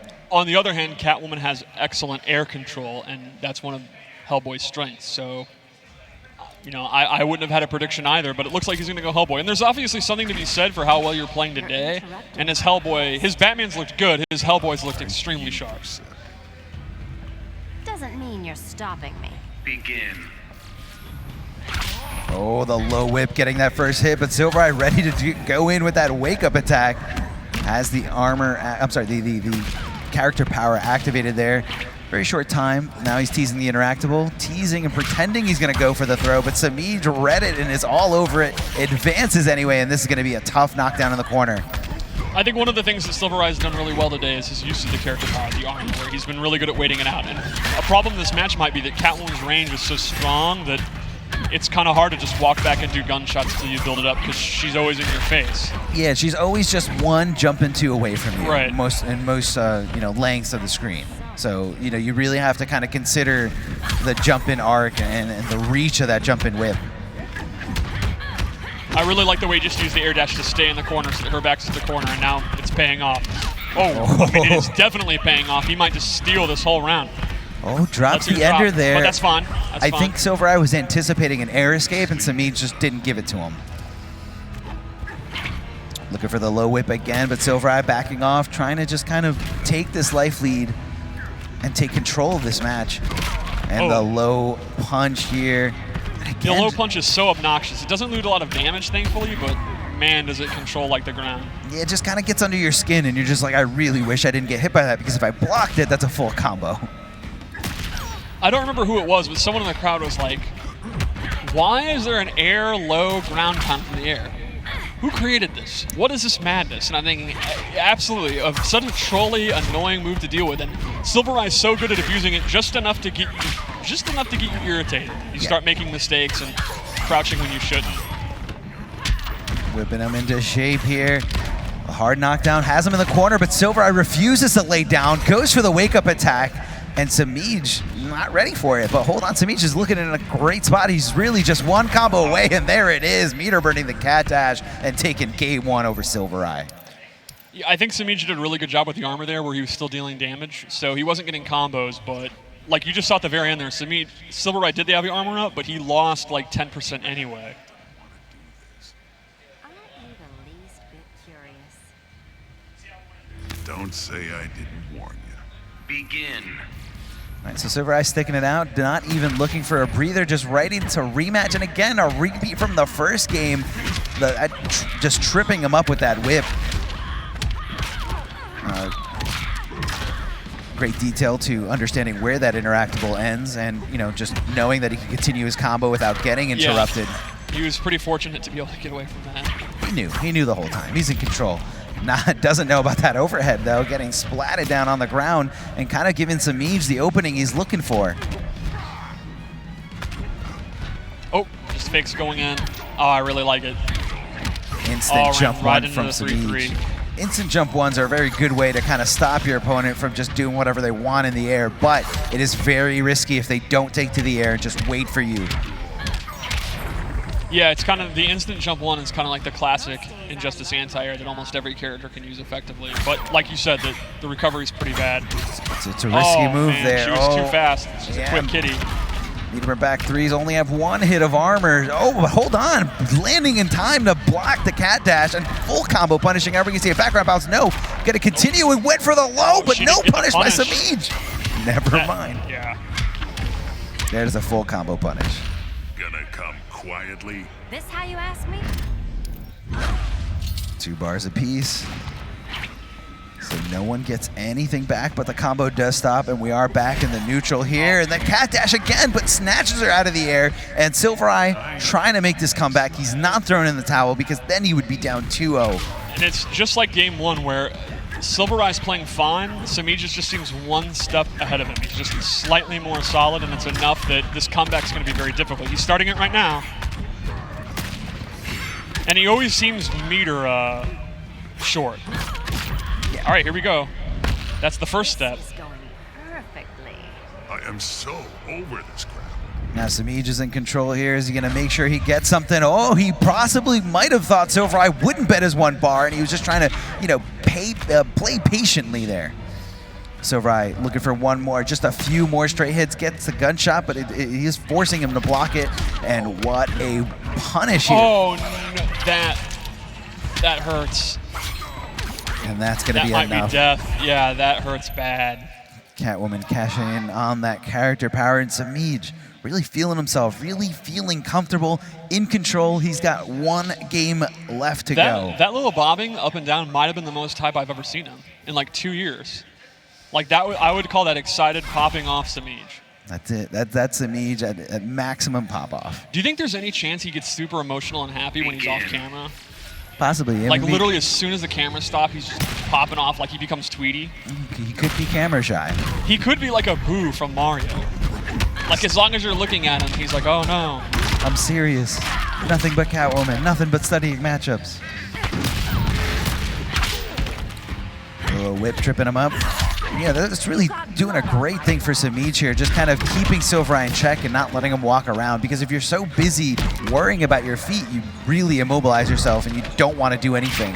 And you're exactly right, and that's why the whip trip being safe, unlike Injustice 1, was a huge, huge change for her. Like, it absolutely game-changing, because it's exactly what you said, you constantly have to look out for it, or you're getting these stray knockdowns all the time. Oh, trying to go over the other side, but just misses the jump in. Sameach keeping his composure, just saying, you know what, I'm going to block everything, just going to block everything. Don't let him get into a full combo because I will lose his life bar. Okay. Did he know? He just knew it was going to hit? Yeah, I don't know if that, I mean, it worked, so good for him. Is meeting him perfectly there, because there is no mix-up there. It's not a forward three where it's going to hit as an overhead. It's just, I'm going to go right into a combo right out the gate. The low punch right there, so pesky. As soon as you see him take to the air, the last thing you're expecting is a low. Now he's got Semiij in the corner, but no, never mind. She jumped out. All right, SylverRye is being very patient right now. He understands for the first time in this set he actually has a lead. You can, like, this is not a big deal. Hold on, Sameach trying to catch up here. I mean, he's not far away. He's got a lot more meter than SylverRye. And there's going to be a punish, but no, the trait, the armor, ready to just get SylverRye's back and make sure he can't get comboed. Yeah, it's really interesting how SylverRye uses the back forward too, the unsafe version, when he has the character power up. It's very similar to how Doomsday worked in the original Injustice. Exactly. Just kind of like a timed, a set amount of time for static armor. Like, he turns it on, it's like, all right, it's dirt time. Gets out of the corner, really smart. This is going to be big. Now SylverRye down to no resources, doesn't have any kind of meter, but he does have a down two that Semiij didn't see coming. Looking for the neutral jump. He might get one on the board right here. Semiij could easily make this comeback though. I mean, it's Catwoman and it's an extremely good player. Well, see, now the mindset is if SylverRye does get opened up, does he utilize his clash because he's got no meter? That's an excellent point. Well, we're not going to get down to that. Charging right in there. Just needed a tiny little pixel, and SylverRye on the board. And 2-1. One thing I've consistently been impressed with this tournament is a lot of our more emotional players composing themselves. There is so much pressure here. There's so much money here. There's so much prestige here. And SylverRye's a guy that gets frustrated. Not now. He's playing one of the absolute best players in the world. He's down 2 games, and he's like, all right, I can do this. And now he has one on the board. And you just got to think, if you're him, you got to think one more and we're tied up. Like, I'm literally only one more to only have one more. So it's great to see guys like him and Gerd kind of compose themselves and play the best they could. Happy Pow did the same thing. Like, actually stay consistent. Yeah, just keep calm, because this is it. This is your last chance. Because you know Semiij is going to. You can't. If you count on, I'm going to freak Semiij out, well, you've lost.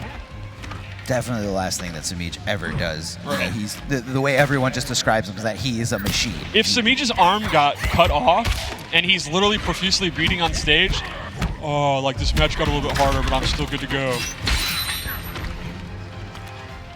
Throwing down the bear trap, but SylverRye just says, you know what, I don't want anything to do with it, backing off, but what a huge whiff, leading into a full combo here from Semiij. Do you think the bear trap is less effective when you have little legs and hooves, or is it more effective? It's got to be more effective. Okay. It's like nothing but bone biting on. That's true. His little chicken legs. Oh, great interruption. I love the concept of when you have the armor like that, Lex Luthor, you know, Doomsday, that kind of armor, when you actually take a hit and then attack back. Yeah, it's like purposely letting go of guard so, Yep. so you can recover faster and just eliminate all kinds of blocks then that your opponent's looking forward to. Oh, wow. I was about to say he's going to whiff that back three, which is impressive if Catwoman misses back three, but he knew it was going to whiff and he just dashed forward. That's spacing. Yeah, no, it's spacing, and that's like confirming the spacing. So Right. it's just a whole new level of mindset. Oh, hold on, Semiij finally getting the hit here, looking to clean out this first health bar, looking to take this lead, and SylverRye squirming there on Wake Up. SylverRye is like one combo away from tying it up, so not a huge deal, and he does have 2 bars of meter to his none. The problem is you got to get on a Catwoman one more time. Oh, too slow. The back three didn't come out in time. It does take 5 frames for the armor to activate when you do a meter burn back 3 or 4-3. Yeah, but And either that's rough. case, Catwoman just doing multiple hits. You only get 1 hit of armor, and Right. that was a bad spot to put it in. And unfortunately, 2 or 3 mistakes compiled, and SylverRye's now in a bad spot.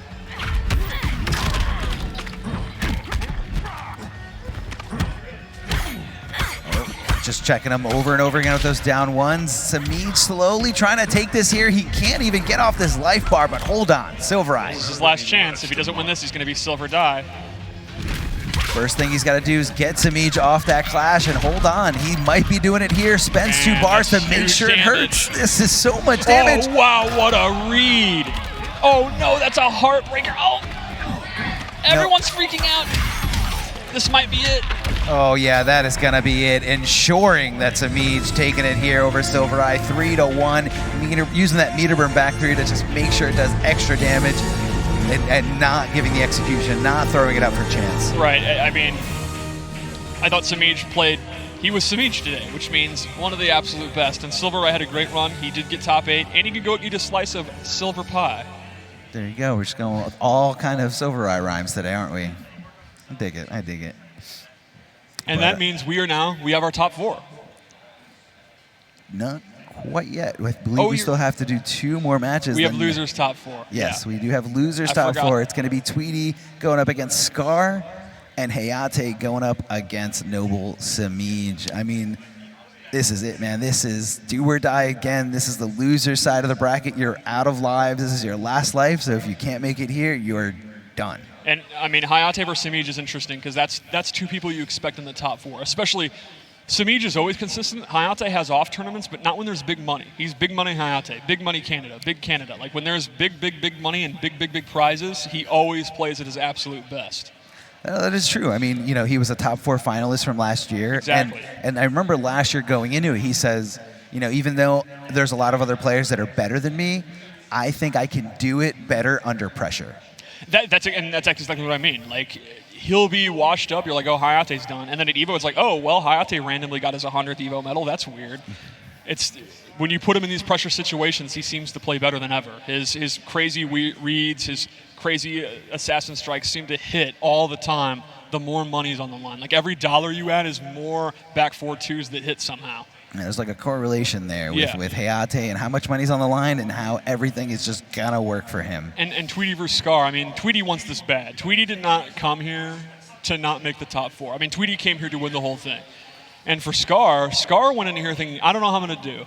If I get bodied, I guess I'll peace out and maybe I'll beat people. And he just isn't losing. He just keeps going. So where does this end? And he has a big chance to really make Tweedy emo. And I think, honestly, everyone wants to do that.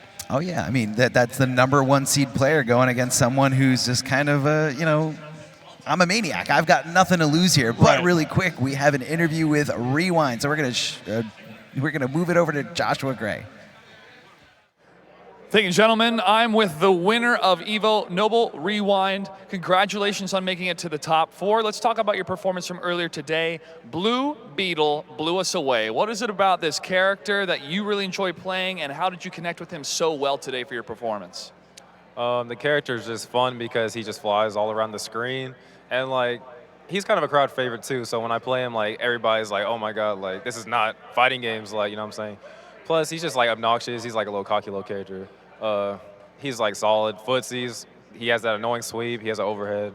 Like he's just really good at irritating the opponent. And irritating the opponent is like really big to me because that makes them mess up. They, you know, make mistakes, and that's like what I love to do. Yeah. That was not the only character we saw from you today. We saw Catwoman, my personal favorite, up against Tweety in one close matchup. Why the switch, and what is it about her that made you perform so well?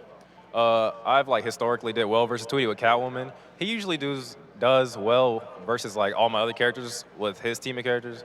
So Catwoman has been like that crutch kind of for me. Like if I didn't have her, it'd be like way tougher to beat Tweety, to be honest. And today he played like way different, way more patient than usual. So I really had to like tough that one out. So yeah, she's more of a utility character for me. It's been a marathon today. We have 30 matches total, but the Final Four is going to be on Disney XD starting at 8 o'clock Central Time. You will be on television competing in this game for that top prize of $40,000. You're already guaranteed some money. What are your thoughts and feelings going into tonight's top four? My main goal is to just take it all because, you know, that's what I came here for. I didn't come here for second. I didn't come here for third. I came here for first. So I just want to make everybody that, you know, supports me and, like, knows what I do for, you know, how much passion I have for this. I just want to make them proud, you know. And finally, any shout-outs? First off, and most importantly, shout out to my pops. He's in the hospital bed right now. We just got like news in June that he's been diagnosed with stage 3 cancer. So he just had his surgery. And I told him I was gonna make this top 4 so he could see me, because he really wanted to see me on TV. So, you know, if he's watching, you know, shout out to you, Pop. I love you. Shout out to my family. Shout out to everybody who cares for me and supports what I do. And they know who they are, you know. But yeah. All right, Papa Rewind, this one is for you. We're going to take a quick break. When we come back, more of the Injustice 2 Pro Series Grand Finals. Friend Wonder Chef, look at the competition we still have left standing here. We have Rewind, SonicFox, Tweedy, Scar, Hayate, and Semiij still left here. What do you think of Scar's reign of terror here today? I mean, he is going to be in our first match coming back.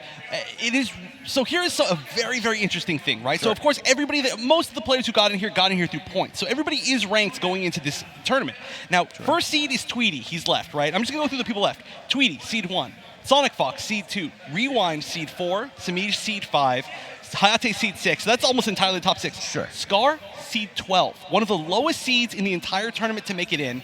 And he made his crazy run after getting knocked in a loser's first round. I mean, let's see. He beat Happy Pow. He beat Gross, who was definitely a favorite to be in top 4. He beat Gerd, who's a huge fan favorite. He has won a ridiculous amount of matches to make it to this point that he's at. But now he is going to be the 12th seed, taking on seed number 1, Tweedy, who is, of course, at seed number 1, the favorite to potentially win this entire tournament. Already in losers is a bit of a surprise to everybody, but he is going to have to pull off the biggest upset of this tournament scenario. Oh, definitely. And another thing to pay attention to, Scar, one of the only players here without a sponsor. So, you know, if you guys are interested out there, there's a free agent. You might have to just sway him a little bit to go back to that pro gamer life. But I assure you, it's definitely going to be worth it, because this is Scar just as a renegade, just, you know, after the fact that he's like, well, you know what, I'm going to take it easy. I'm just going to, you know, play some Red Dead and not really focus 100% on here. And he's doing this. I mean, the sky's the limit with this player. Absolutely, and of course, these last 2 matches that we see here in the losers bracket, Tweedy versus Scar and Hayate versus Sameach, those are both within the top 6. If they win one more, they make it into that top 4 spot where we're going to be playing it later on, both here live on Twitch and live on Disney XD and live on ESPN3, and then rebroadcasted an hour later on ESPN2. So that is just a giant thing. Of course, you guys can watch it here with Arma and Mitsuons, or you can watch it over on TV with Ultra David and Aquaman. But whichever way you watch it, it's going to be ridiculous, because we have Rewind versus SonicFox happening later on, and then of course the winner of these 2 matches. And of course, if you want to watch it in a more chill environment, Ketchup is restreaming the broadcast, just, you know, kind of casually hanging out. So if you want to just hang out in his stream chat, talk to him, definitely hit up PND Ketchup. Yeah, the key here is it doesn't matter how you watch it, just watch it, right? That's it. You just got to watch it, because you don't want to miss any of this. Scar, the renegade, the maniac with nothing to lose, going up against Tweedy, the number 1 seeded player, the player that took on SonicFox in that Evo Top 8, took on so many players, the combo breaker champion, here on the brink of defeat and the brink of elimination against Scar. How do you cope with darkness? I don't give up hope. Grayson would have liked you. Begin. Well, can't give up hope this far in now that you've won 3 matches in losers. So here we go, the first match of the losers quarterfinals in the top 8. We've got Tweedy on the left and Scar on the right. Scar going with his Supergirl. We've seen him play a lot of characters today, but he's choosing to go with Supergirl against the Starfire matchup. Oh, the down 2 trading there, which is, I guess, the momentum shift that Scar's looking for, but Starfire right back at just throwing out that projectile warfare. Oh, and we're seeing so many 4-2-2s in a row. This is ridiculous. So many are hitting, and as usual, the Starfire damage is adding up. It just looks like a little bit, because it is a little bit, but it's a lot of a little bit. Now we're seeing Scar at less than half life already. Yeah, a lot of a little bit does just add up to a lot. That's it. There's no way around that. And Tweedy finding himself closer to the corner here, and the projectile, the meter burn trait there for his troubles. But, you know, this is where Scar can kind of close the gap here. She can't just use, you know, all her tools just yet. And there's the Tamaranian charge, and just chip him out just like that. Scar looking pretty grim here.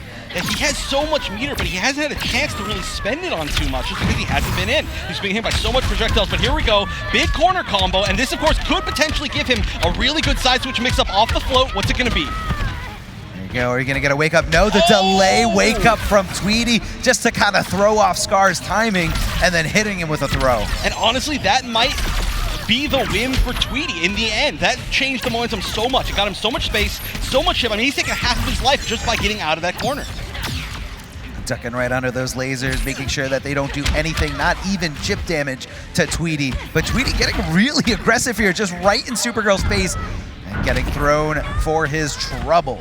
All right, at least the first life bar is down. But look at how much meter we have on Scar's side. I don't know what the best way is, but he needs to find a way to really like expend it. Maybe like throwing up meter burn Frost Breath to kind of act as like a tool to get in, or maybe challenging more with meter burn teleport. I know it's extremely risky, but he's just got a lot of meter, and I doubt he's gonna be able to clash. Yeah, it's definitely risky, but I think it's one of those things that you just have to kind of test your opponent. You know, make sure, just instill that fear in them. But hold on, Scar not far away, and one of the best, well, I was gonna say he can do unclashable damage. Go ahead. You were gonna say that, but yeah, no, he chooses to let him clash, which is weird. I mean, he spent a lot of that meter, and Scar's not gonna bet any of it. So this is definitely at least 2 combos to death. And I'm not sure if we're going to get a chance to see the clash activated for Scar. Yeah, this is tough. The charge almost definitely. Didn't even try to challenge it on the way down with a normal. Just caught him landing. So Tweedy taking game 1. Yeah, he saw that Scar was just going to land and went for the Tamaranian charge because he felt he was out of options in the air. Once you utilize that air dash, the only way she can go is down. It's true. I would have loved to see like a teleport or a float. There was actually some scary options right there still. Oh, that's going to be huge. Oh my god, no punish? Such a... Wow, that's a ridiculously quick recovery. No, that is a huge missed opportunity there by Scar, but he's not letting him he's not letting it phase him at all. He's going in. Great awareness there by Tweedy, but and look at that, the punish of the down 2. Now that's how you stop Supergirl. That's the first thing you need to focus on. Yeah, those down 2s are just Scar's favorite thing. I mean, we saw him at the end of the set with Happy Pow just doing 3 down 2s in a row to clutch out that scramble. But every single time so far that he's thrown out the down 2 in a block situation, Tweedy's blocked it and punished it. And this is a good spot to be in the corner here. Ooh, good tech. Good tech and good awareness there by Tweedy, understanding, hold on, he's getting a little too close. What's he up to? Down 2 on wake up. Hey, you cannot discourage him enough. He's like, I'm just gonna keep doing it. But he did take the first life bar, so that's really good. Let's see how much he can get off this magic pixel though. Yeah, it's really tough to condition someone who refuses to be conditioned. Yeah. Why do you not yield? My whole life defies the odds. And already making Tweedy clash so early on and not even getting any life back from it. That is a great use of that last little bit of his first life bar.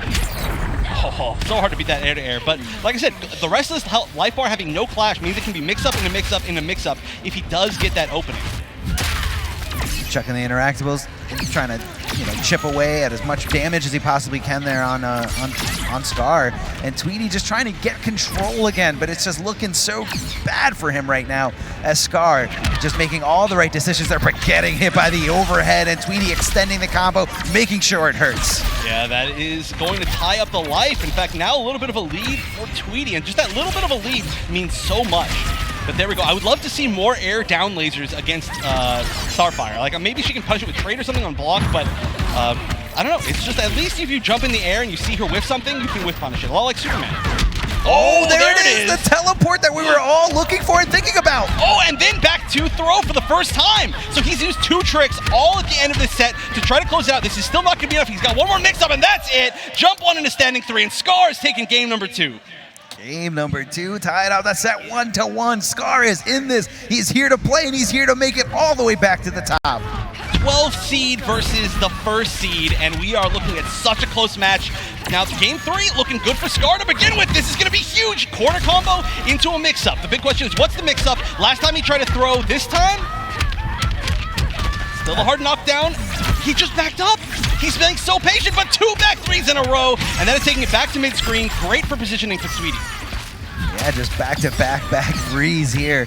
You know, just kind of chases you down, especially when you're trying to get some more space away from your opponent. And Scar just inflicting so much damage, putting him closer to the corner and backing off because he says there's no reason to take the risk. I just need to do a little bit of chip damage and maybe just a laser here or there.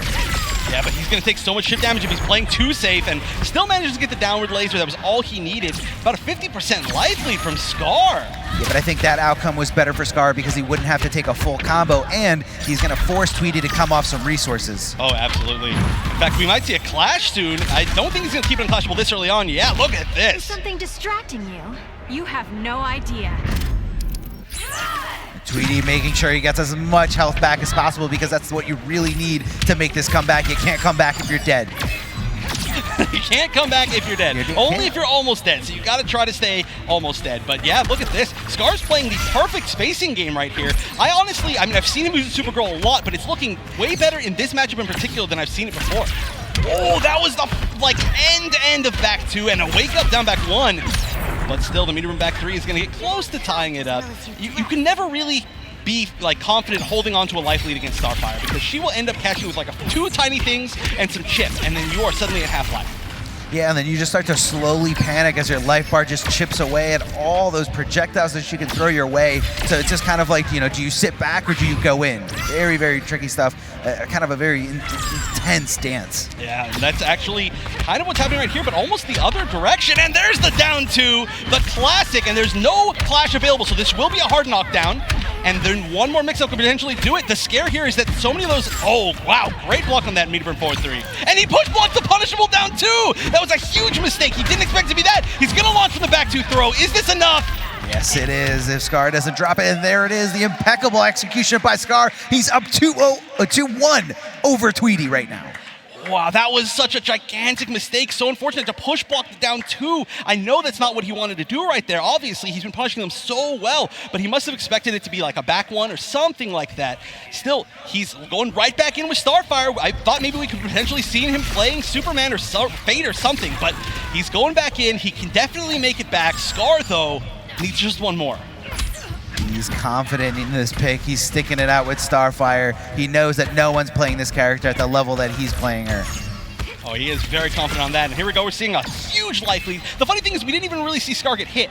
He just took a lot of chip. Oh, yeah. I mean, that's what Starfire is. I mean, she has to utilize resources, but it's kind of like you need to make sure that she doesn't have access to it. The Tamarinian charge just hitting on the other side somehow. And it traded, too. That was so weird.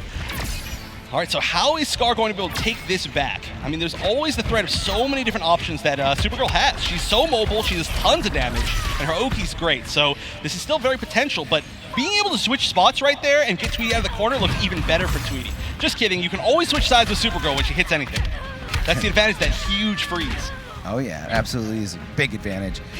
Oh, looking for the shimmy, but Tweedy not biting, but then, leaving himself open for the throw. He's like, all right, my shimmy's not going to hit, then I'll just go back to the original plan, right? Yeah, exactly. Back 3, and then checking him with that down 1, making sure he doesn't try to do anything too frisky. Oh my gosh, this life bar is just melting from Scar, but this is going to be nice. You're going to get a really big meterless combo from that. It should be enough, I think. Yes. All right. I mean, Clash is still available, so Tweedy's getting 1 get-out-of-free jail card. There's no way that Scar's going to be able to keep it unclashable the entire time. And also getting put in the corner is bad. No Clash means maybe no Clash. The rest of this, the down 2 is going to catch. The side switch is going to set up really good positioning. Down 2 doing so much work for Scar right now. It's really his signature move and the cross-up. But Tweedy said, that's fine. Put me on my back. I'm waking up with Tamarinian charge. He did a normal teleport. I think it must have it must have maybe that was either an input error to not be a teleport, or he missed the meter burn part of it, because that would have been a lot of damage. It would have connected. But yeah, game 5, as expected. Who's going to make it into the top 4, Tweedy or Scar? Oh, right now it's looking like Scar, but he doesn't have the meter to make sure it hurts, and that's such a game changer. But down to again. Still doesn't have the bar, but looking for the opening, and Tweedy just forcing his way out there. Meter burn back 3. And Scar putting him right back in the corner, says, I'm not giving you any real estate. I'm not giving you any wiggle room. And giving Starfire a taste of her own medicine, chipping with, that was almost the sickest conversion I've ever seen, but chipping Starfire to death with lasers. He's like, how does it feel? Oh, and again, the down 2s! The down 2s doing everything for Scar right now. It's helping him so much, but he's utilizing it so well, putting it in all the right spots. 100%. He has caught so many forward 2s on approach. It's actually insane. But now we're seeing Tweedy play a lot more aggressive. He knows he needs to do something that controls the pace to get this life lead back, and he's starting. Oh, look at that patience. Oh, then look at that. Again, chipping to death with lasers. Spent some meter. He did have quite a bit of meter. He's still got enough to convert, and again the down 2. We got to rename that the Scar. That's right. He's anticipating the spacing there. He says, you know what? I'm going to put myself, pretend that I'm going to be in the range of her normal attack, and I'm just going to meet her with down 2. No problem. Oh, what was? I don't even know what that was. He did backboard 3? Was that the charge? Or I don't know. But first life bar going to Tweedy now. But as match point for both players, final life bars. Let us end this. Thanks, but I'm not done. And starting off, taking away Tweedy's clash is huge. Tweedy's still at less than half life, but no meter available really for either player. Still a full trait. Both have their laser trait for both players now. Oh, just barely missing there was Tweedy, as he just takes those lasers, puts himself a little bit farther. So it's one of those weird little things where even if Supergirl's lasers connect, it's just kind of giving Starfire more room to stay away from you. Oh, no whiff punish there. Oh, doesn't meter burn it, but he doesn't get punished for it. Oh, jumps over, doesn't get the full punish. That could have been death. And a raw disco spin. How did he do it? Going over the other side, susceptible for a full combo, but doesn't get it. Not sure if he's just trying to keep it unclashable. I think he is, and there's going to be so much chip. He's got the life lead now. Catches with 1 charge, but only 1, and catches it with the meter burn freeze. Scar eliminates seed number 1. And I thought that was all Tweedy needed. He brought him down to a pixel, and he bet it all on that Tamaranian charge. So what he did instead, threw out the ice breath, said, go ahead, go right into it, because that's going to be the game for me, and that's going to be the set. And Scar moving on to the top 4, and Tweedy is just absolutely devastated. Oh my gosh.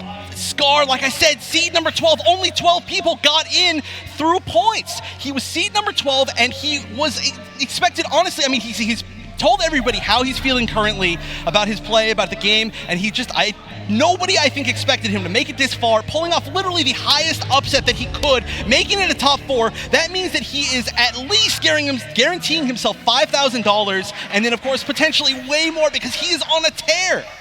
He is. I don't know what's going to stop Scar at this rate, and he just seems more and more impressive as time goes on, as the matches go on, and the deeper he gets into this bracket. So I think if he makes it to the end, this is going to be Omega Scar.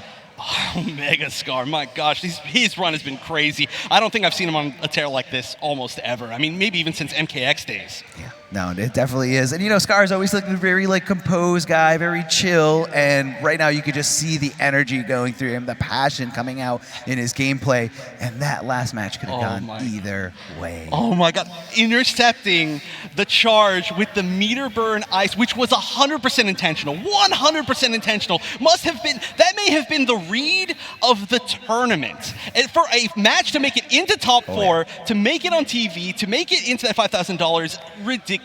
But you know what? Josh is down there. Joshua Gray is going to talk to Scar and see what he thinks about that match. Ladies and gentlemen, yesterday when they asked the commentators who was going to make it to the top 4, this gentleman was one of those players that I chose. Scar, you and I have known each other for quite some time. I've seen you continue to put so much effort, so much heart into the games. And today, we get to see those years of training and struggle now pay off as you're making it to the top 4, and we're going to see you on Disney XD. What are your emotions right now? I have no emotions.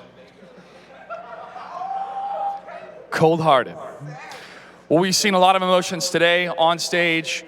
Gerd's loss was devastating, heartbreaking, but we saw you calm, cool, and collected. We continue to see you like that. You're in the zone right now. How are you going to stay in the zone for the next couple hours until we see you on television? Just think about Red Dead, you know? All that training I did, you know, shot a lot of Driscolls. You know, that's what's going to carry me, man, you know? Just keep thinking about that. A lot of hey there, misters. That's how it's done. Any words that you'd like to share with us before we see you later tonight? Shout out to my boy Bruce, Lion Soul, my Cage boys back at home. RIP to my mom and dad, this for you. Yeah, man, shout out to everybody. Scar, we'll see you in a couple hours. Ladies and gentlemen, we still have 2 more matches to determine who will be in the top 4. Stay tuned. Back to the commentators. What's going on, guys?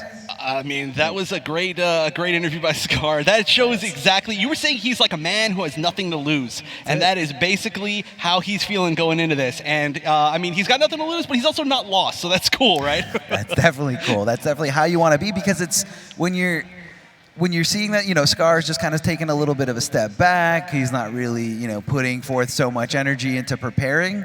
I think he came off the radar of a lot of players where they're like, well, I mean, look, I look at Scar's Twitter and he's talking about how he's playing Red Dead and he's streaming Red Dead.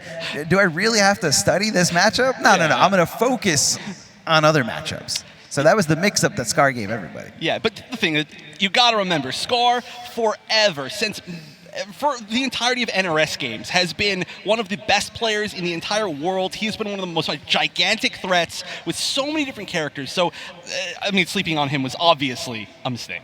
I'm just saying, it could happen. It could have happened. No one's really going to know. But Scar making it right there in the top 4. And of course, yeah, always a threat. I mean, if you look at his demo Sonya throughout any part of MKX, I mean, you just see pure dominance. And it's not easy to do, and especially because he was the only one using that character, and even now he's the only one really taking Supergirl to that level. Yeah, I mean, not only just Supergirl, we have seen him use a lot of characters throughout today, and he has been looking really good with all of them. I mean, that's another big thing to consider, is that he has matchups against every single character in the cast that he's confident with, which, I mean, it shows. But we're going to have to see later on how he feels about, his matchups going into that top 4. But we do have one more match to see who makes it into the top 4, and that is going to be Hayate versus Semiij. This is a very interesting match. If you do look at the stats between these two players, I believe Semiij has run into Hayate in this season and was able to take it over him.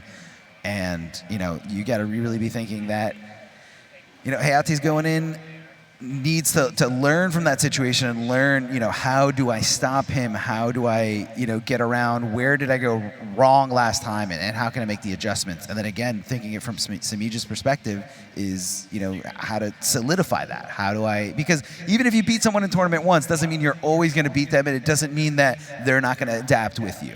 Right, and actually both of these players have lost to only the people who are still in winners, so they both want that run back. And if Semiij wins this, then he gets a rematch against Scar, who he knocked into losers, so I'm sure he's feeling really good if he manages to win this. But here we go, they're going in. Of course they're classic characters. These are some of the utmost loyalists. In fact, they're the only loyalists left in the tournament, and they're going to have to eliminate each other. That's true. These guys don't ever run to any other character. They're confident, and they say any matchup, even if it's a bad one, I can overcome it. All I have to do is work that much harder. And Hayate, 3 sweeps in a row. Semiij just said, you know what, it doesn't matter. But, you know, that's really the game. That's really the mindset is, do I take the sweep or do I take the overhead that leads into a full combo? He was making a statement. He was like, you know, this is how the set's going to go, a clean 3-0 sweep. There you go, 3-0 sweep. All right, so already a little bit of a life lead for Semiij, despite that early start. I mean, the sweeps are a nice knockdown, but all it is a nice knockdown. It's not a huge amount of damage at all. Great assassin strike to get over to the other side. You know, Hayate just betting on the hit rate of that. And, you know, when Hayate's here, when money's on the line, that assassin strike is definitely going to work. You always have to test if they can punish it. Yeah, you do. And it's not the easiest thing in the world to punish. Not at all. All right, not close enough to meter Burnator. I guess Hayate just kind of holding on to some bar, possibly just didn't think it would work. Wow, he's just threatening with that trade. He's just letting it sit there. I mean, it's just a teleport, so the best he could have done was get out of the corner with it. But at least he could have maybe used his escape tool. Didn't need it, but now he would use it. Hayatei's got a lot of resources here, but Semiij at a slight life lead here and gets shimmied so hard right there. Semiij going with the forward 3 as Hayatei just grabs at nothing because Catwoman was airborne. Yeah, her big leap forward 3. But we actually haven't seen too many people fall for the throw tech baits today. And that one was huge for taking an entire life bar. Plus now we're seeing Semiij, who has a huge, I was about to say a huge success rate with throws. And again, we see it getting a lot of little extra damage off of that. It's because everybody respects Catwoman so much. And there it is again. The wake-up throw, nothing but respect. And that's what you get when you respect your opponent a little too much. You get thrown for your troubles.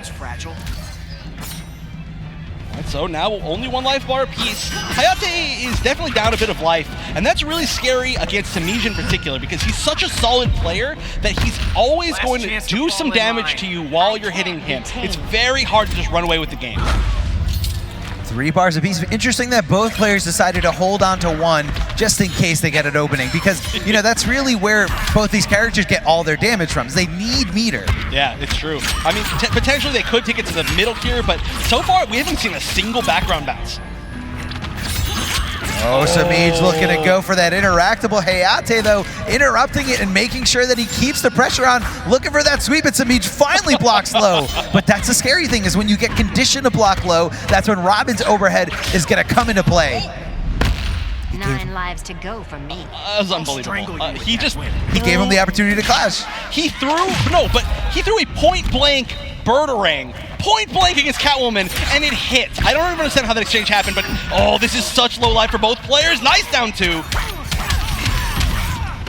Background bounce, there it is. Can you convert? Oh, that's nice. That's hard. And the mix-up there, going over to the other side just at the right moment. So Hayatei would just kind of tech roll nowhere and then jumps in perfectly with that ambiguous jump in 1. And Hayatei says, what side is he on? I don't know which way to block. Nobody knows which way to block against Catwoman jump 1. I'm not convinced the Catwoman players know. Definitely don't. I mean, you're not the one who has to block it, so why should you know? Yeah, exactly. You know, if you can't tell what read I'm making, then you can't outread me. That's it. Hold that. That's all you got to do. No, but of course that jump 1, always such a good tool for Sameach. He's so good at spacing it so ambiguously, and that's exactly how he won that game, but that was close. Who are you in bed with this time? Speaking metaphorically. Begin.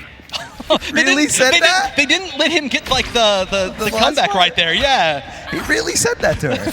That's pretty real right there. Get some revenge, Selena. I know Josh Gray's in the crowd like, hey. Yeah, leave Selena alone. Oh, misses the back 3. What a huge dropped opportunity there for Hayatei, but he's not letting it get to him. Just kind of, backing up. Never mind, trying to go in and getting just demolished with that overhead. But hold on, the Birdarang, the delay wake up there from Catwoman. And now, delaying wake up against Robin for that setup, I feel like sometimes that's what Robin players want you to do. Yeah, well, I mean, it's so rewarding if you do manage to do it correctly that Robin players have started, I mean, especially somebody who's played just Robin, has to start baiting it. So he's very used to that mind game. Wow, a little bit of pressure in the corner. I like that. Semiij just backing out. Says, I don't want this to get too volatile. I want to keep it at a space that I can control the pace. Oh, and there it is. That's what happens when you get conditioned. That's what happens when you're scared of that sweep. Here comes the overhead. Yeah. Honestly, throughout this entire day, I have not seen Hayatei try to condition anybody with sweep as much as he has in this set. We've seen more sweeps literally in that last game than in the entire rest of the day. Yeah. Definitely, and it could be a matchup-specific thing. It could be him playing to the player. Semiij loves to adapt to situations. He loves to just take in that data and base his decisions on that. Yeah, but right now, it's working against him as Hayatei has a little bit of a life lead, but he's still got his first life bar, which is the most important thing, because any amount of life bar in your first life bar is a gigantic amount of life. There it is, Semiij not letting him do it again. Birdarang in your face. No. We're stopping this right now. Never again. Oh, wow. Jumped right over that back 2. And what a whiff punish there by Semiij. Jumping in, looking for something here. And Semiij getting rid of that first health bar from Hayatei. Hayatei now has access to his clash. Access for, kind of reset button. But again getting caught, but throws, so many throws. I mean, it's so scary because, I mean, we saw the first game being, or not, sorry, one of the first life bars being taken with that forward 3 bait for the throw tech. So sometimes you just gotta take the throw. Oh, here comes the overhead, meter burning it, and I don't know if he's gonna keep it clashable. No, yes he does. Surprised this fight's not over? Your mediocrity is killing me. Yeah, but so much meter on both sides. All right, 3 and 2, 5 bars down the hole, and only about, what is it, 15% regain? Yeah, it's going to be 15% just because of one more bar that Sameach bet. And, you know, it's kind of like you can kind of anticipate what these players are going to bet. They always want to just hold on to one bar because they know that it gives them access to so much potential damage. Yeah, and I got to say, that was a really great way to stop that string right there. Hayate did not get punished for the meter burn flip out, which is such a dangerous spot for Robbins. Oh, wake up, assassin strike. Oh, no, he went underneath. Easy way or hard way? I choose my way. And an easy situation here for Hayate. Definitely going to use that clash, reset the situation, and get 15% back. Tossing down that Birdarang. It's going to be retracted back to him if he needs it for a combo, or just from a little bit of pressure there, just like you saw. He almost punished the flip out with it. Oh, the throw. Oh, we need to make every mix-up count here. Not sure why he didn't cancel into the flip. It should have been enough to at least just chip him out. Maybe, but maybe he was afraid that there was going to be some sort of bait on it. Right now, wow, we're seeing Semiij just backdash all the way across the screen. But, oh, that's so scary. Oh, I know. Oh, this is a huge opening. He's still by the background bounce, too. Nice flip out. That's going to prevent death, but this is now one hit. No clash available, no meter available. Semiij playing so patient, but the jump 3 air to air, you can't stop that. And we are tied up 1-1. And Hayate making the adaptation, making the right adjustments that he needs for that situation. And I think, again, it's the conditioning that took him so far there, just making Semiij afraid of the sweep. Not only that, the sweep hitting as the low, you know, the mix-up that you're not anticipating, but also a great tool to stop Catwoman's backdash, which I think out of her entire tool set has to be one of the strongest ones. Oh, absolutely. I mean, it's just great at controlling that little space she wants to be in. Plus, it's fast and safe. One of the only safe on-block sweeps. And there are a few, I guess. Oh, and there it is again, the overhead. Already starting off the game strong for Hayate. He's going to get full corner carry into that hard knockdown safe jump. Very nice. Oh, no. And that's why he didn't go for that last game, because he knows Semiij can expose that gap between the meter burn, between the regular uppercut and the meter burn part of it. Yeah, you were talking earlier about how some people may not have labbed enough against Scar, but I guarantee you everybody labbed enough against Hayate. Oh, the little stagger there, the delay, it just was enough for Hayate to say, oh wait, maybe I can move here, but I'm not watching my feet. You can't walk if you're blocking low. You just can't. It's true. I mean, lows are often used just like as a great tool to stop movement above everything else. Oh, good check, but if he did that one too, could have got the entire probably health bar, and there it is. This should be enough, I think. Oh, maybe not quite. Oh, but you know what? Just an uppercut on your wake up. It works. Escape that. Of crime fighting. All right, so this is very close to even, but now corner position is really good for Robin. He's going to get the sick conversion. Look at that, into a hard knockdown, but the interactable is going to get Semiij out of there. Yeah, especially with the use of that bar, he wanted to just kind of ensure his escape, making sure his escape animation had some armor. I mean, it is so worth that meter, especially as Catwoman, who now already has full meter again. This is going perfectly. Quit embarrassing yourself. I mean, when you're getting comboed, you are building meter, so yeah, that's really the case. So it's kind of like a good thing and a bad thing. Like, I have all this meter, but I have no life. Yeah, hey, at least you can spend a little bit of it to get some life back. And it's exactly what Semiij did, but still doesn't have the life lead. Oh, but the throws. Is he going to throw again? He constantly does the double throws. It's ridiculous.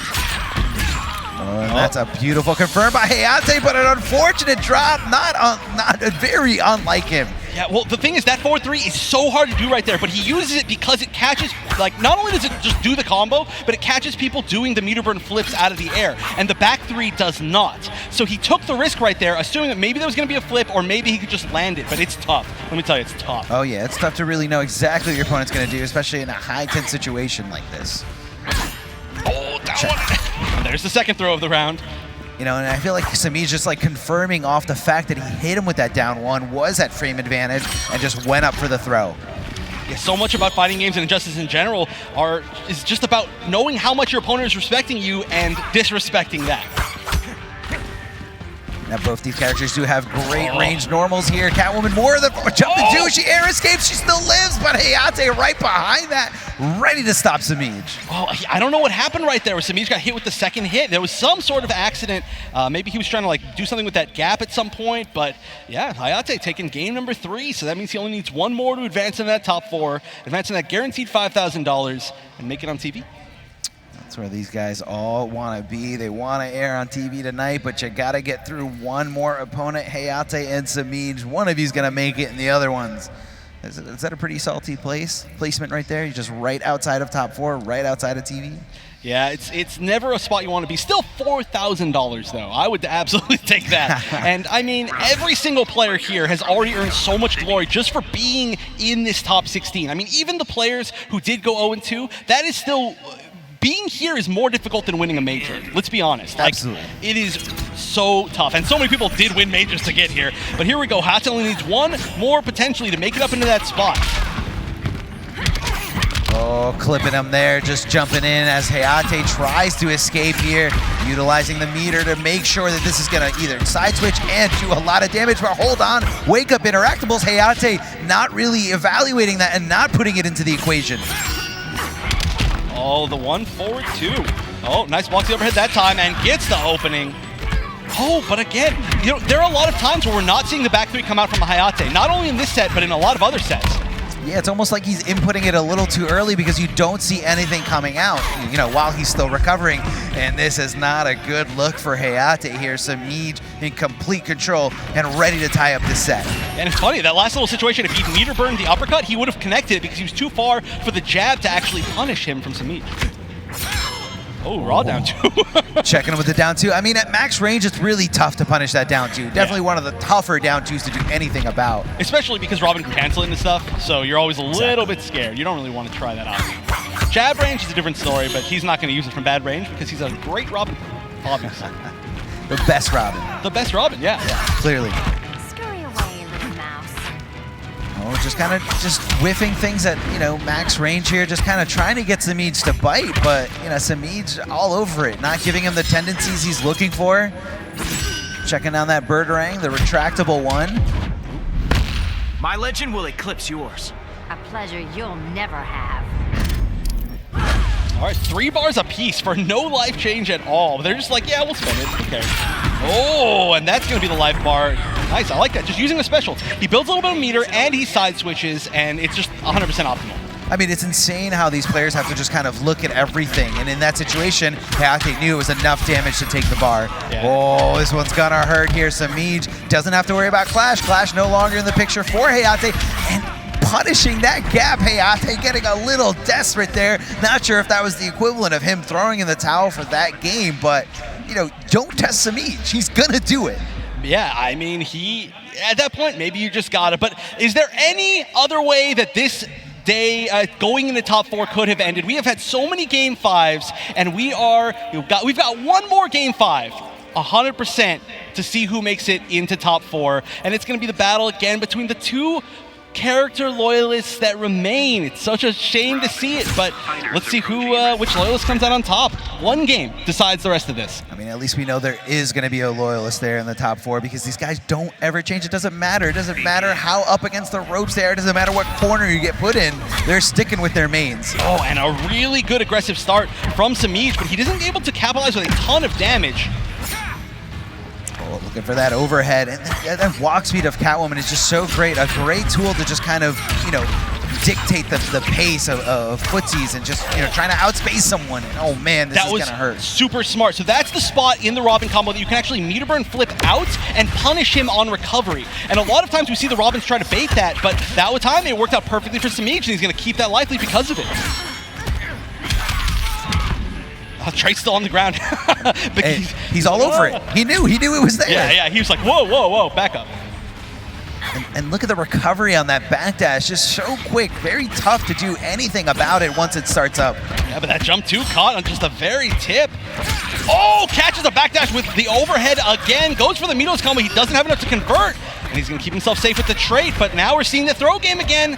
Oh, 2 in a row, the Sameach Classic, and now he just needs the chip, but he gets the punish on the raw uppercut, and now one more life bar for Sameach to advance.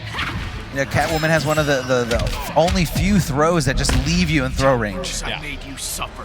I'll tell him you died trying. And it's also scary because her throw tech bait game is one of the best in the entire game. So she is, in her own way, a very good grappler. He's just walking back and forth, looking for something. Say, give me the opening, Hayate. I know you want to.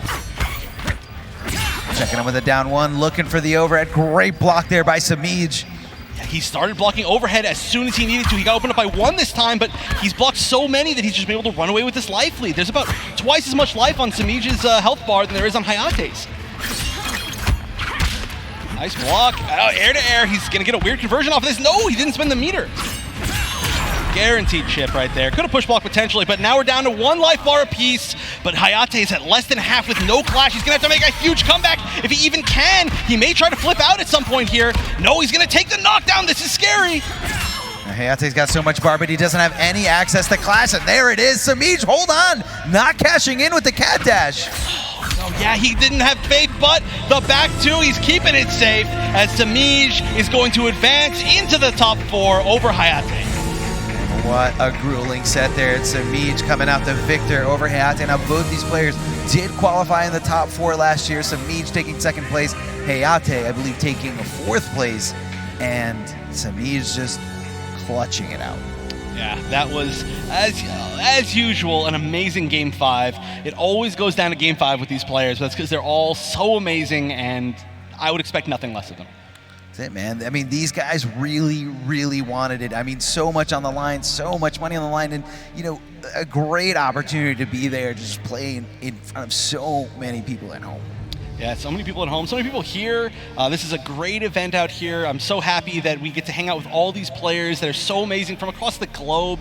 Shout outs to all the representation from all of the different countries, just everywhere that have represented today. We've seen some amazing plays so far, I have to say. Oh yeah, yeah. I mean, look at these guys, this is what they do. Day in, day out, they study, except Scar. But day in, day out, this is what these guys all do. They just, they study matchups, they play the game that they love. Yeah.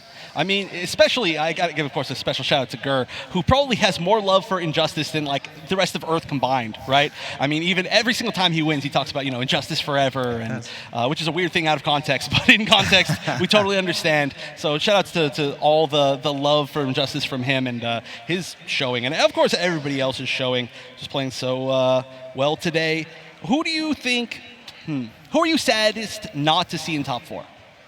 It's definitely Gerd, just for the sheer fact that you just see how crushed he was in that moment. Yeah. And it hurt so bad. I mean, he did make it so far, and he had especially a 180 turnaround from last year, not being able to qualify at all in those top 16 spots. But here he is. He made it, got to play on the stream, got to play for so much money, and he's going home with a nice little, nice little prize. Oh yeah, very, very nice. I agree with Gerd, of course, but I also would love to have seen George, the other George. Nothing but Georges. Yeah, it's all the Georges. We're just George fans, right?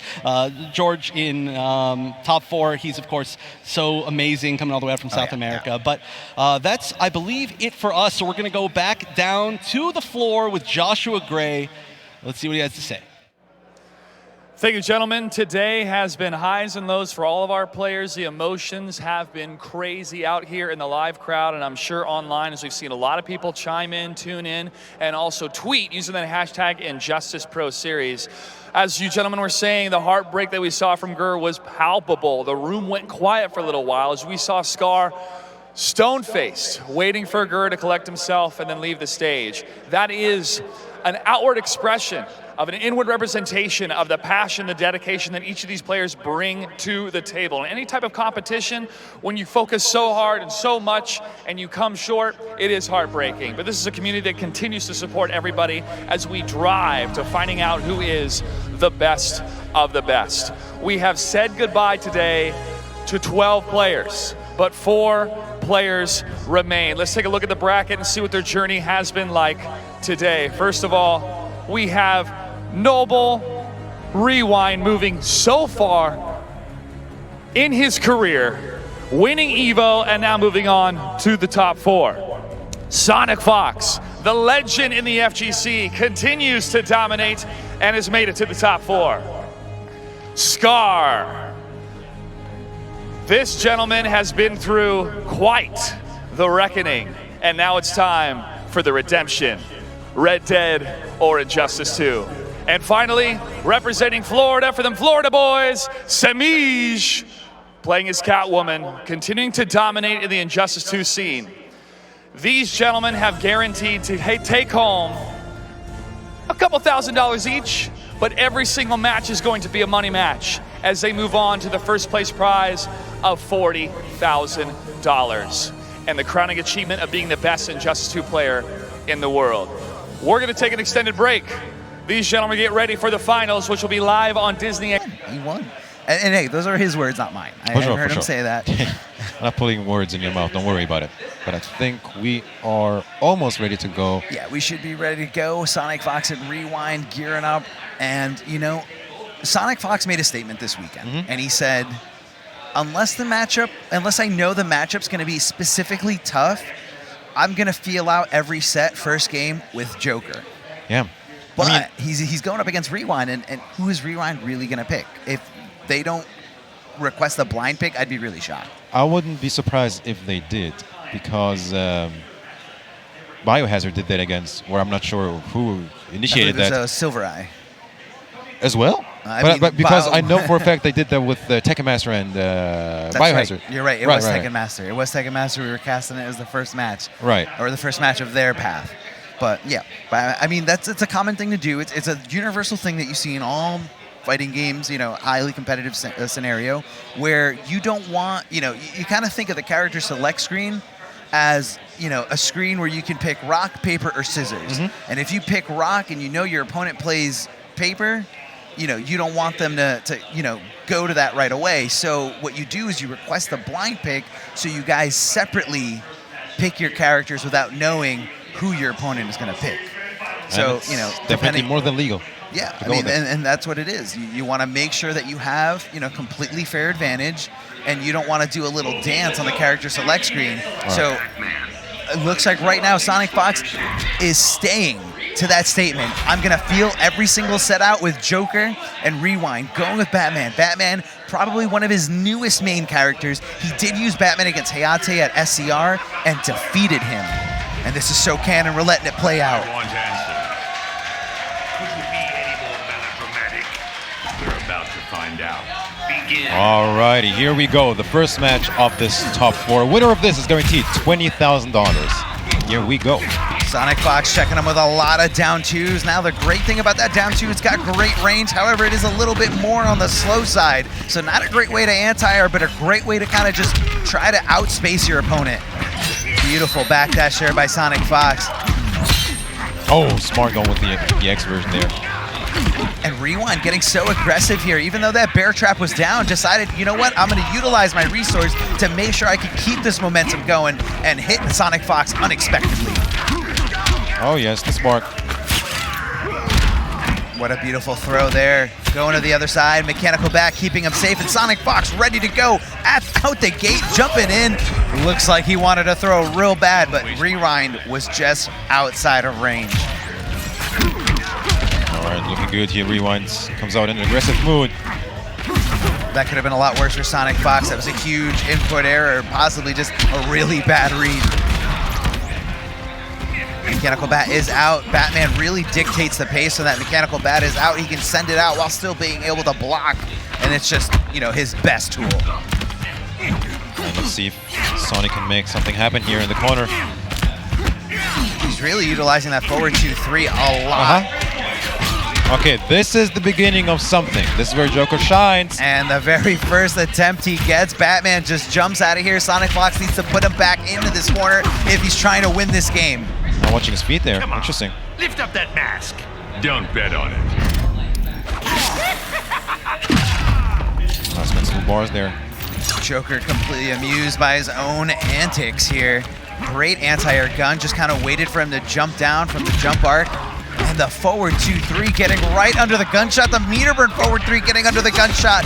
Really just shutting down SonicFox's ability to dictate the pace of this match. All right, signs of life from Echo Fox, SonicFox. But he's got so much work to do if he still wants to take this game 1.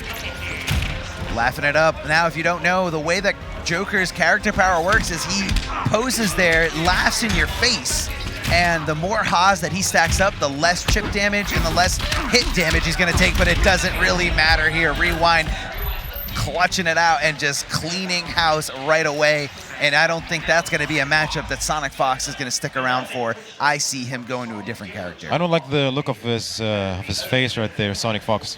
He looks worried, but he still sticks with Joker, really. He sticks it out, he sticks it out. He believes that there's something that he can conquer. He believes that there was something he was doing wrong that last game, but I feel like Rewind was just in complete control. I don't see this turning around for him. Oh, the meter, lots of drops there from Rewind. I'm not sure what that is all about.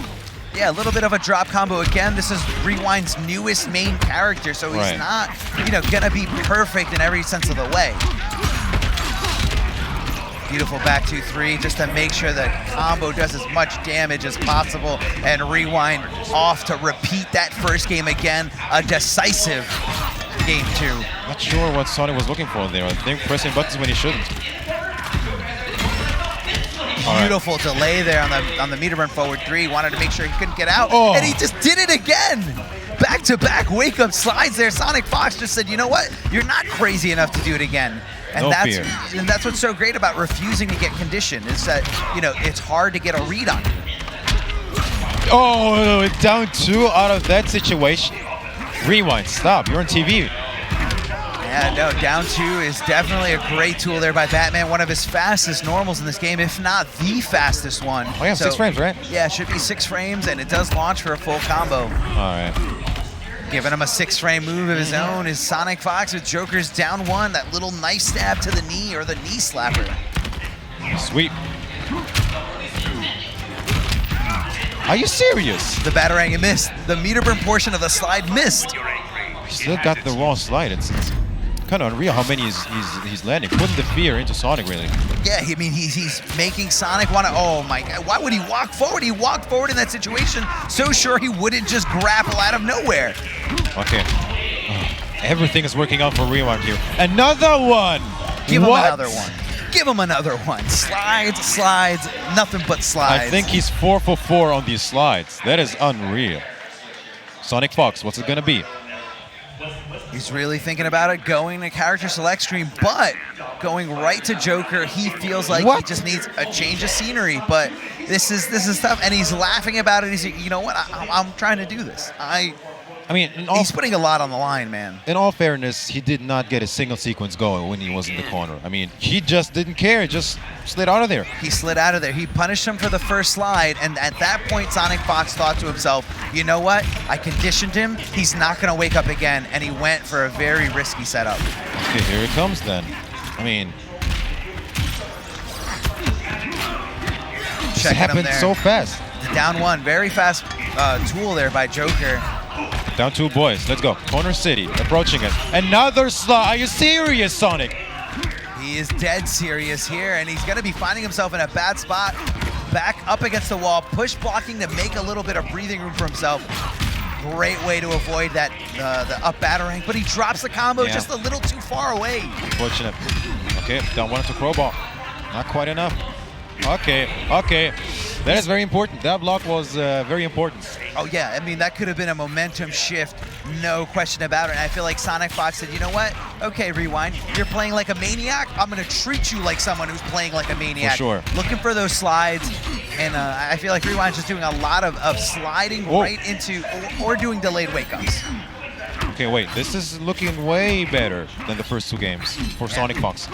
It absolutely is. And, just looking at this matchup here, it looks like SonicFox is starting to get it going here, but Rewind utilizing 2 bars completely to make sure it's enough damage, to make sure he finishes his plate. He tried to be really a bit too cute there, SonicFox, with the parry. I've seen it, but yeah, the jump in wants none of it.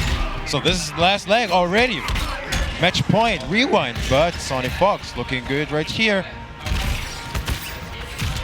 Oh, that's a nice punish there on the grapple. And this is not a good trade. No, definitely not a great clash here. SonicFox using one bar, making sure he brings him down to a little pixel, and this should be his game here. Yeah, this is, if you make this, I'm not even getting, it's all good. It's all good. That was definitely real master comeback territory here. And SonicFox looking at a completely new person here in this situation. Now, these guys do play each other a lot, so I believe there's no way they studied this matchup specifically just to prepare for each other. Beautiful T set up by SonicFox, but Rewind ready to go for the tech roll right into the wake-up slide. Okay, nice patience there. Yeah, definitely being really patient is SonicFox, but then he decides to take to the air like that. He wants to see what's going on. Read the interactable. Red Rewind like a book. Sick. Hard knockdown in the corner. What's it gonna be? And Rewind just really taking SonicFox for a whirl here. Now, this isn't a true corner because of the escapable interactable, but still should be a corner nonetheless. All right, what's it gonna be? The bat is active. Yeah, he's really afraid of that bat. And that's what Batman does. He instills fear in you. It's like a gun to your head, and Rewind is just not going to tell you when he's going to pull the trigger. Crowbar. Not quite dead. The wheelchair. Yes, sir.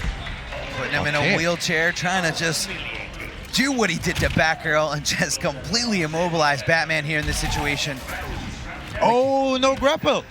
No grapple, no follow-up, just a little too close. I feel like he thought he might have been close enough for a real combo instead of just a long full screen. Oh, yes. Oh, there it is. This is the sequence. Here's the set play. Oh, yes. Oh. Rewind doing a really great job with that glitter. He knows that one of Joker's best tools is the fact that he's got a great jump in one. Okay, this could end in a trade. Let's see it. 3-piece, yes sir. All right. This is looking very good for Sonic. That's what he's looking for here. Ends it with the death spin to make sure he does as much damage as possible and buy himself a little bit of breathing room.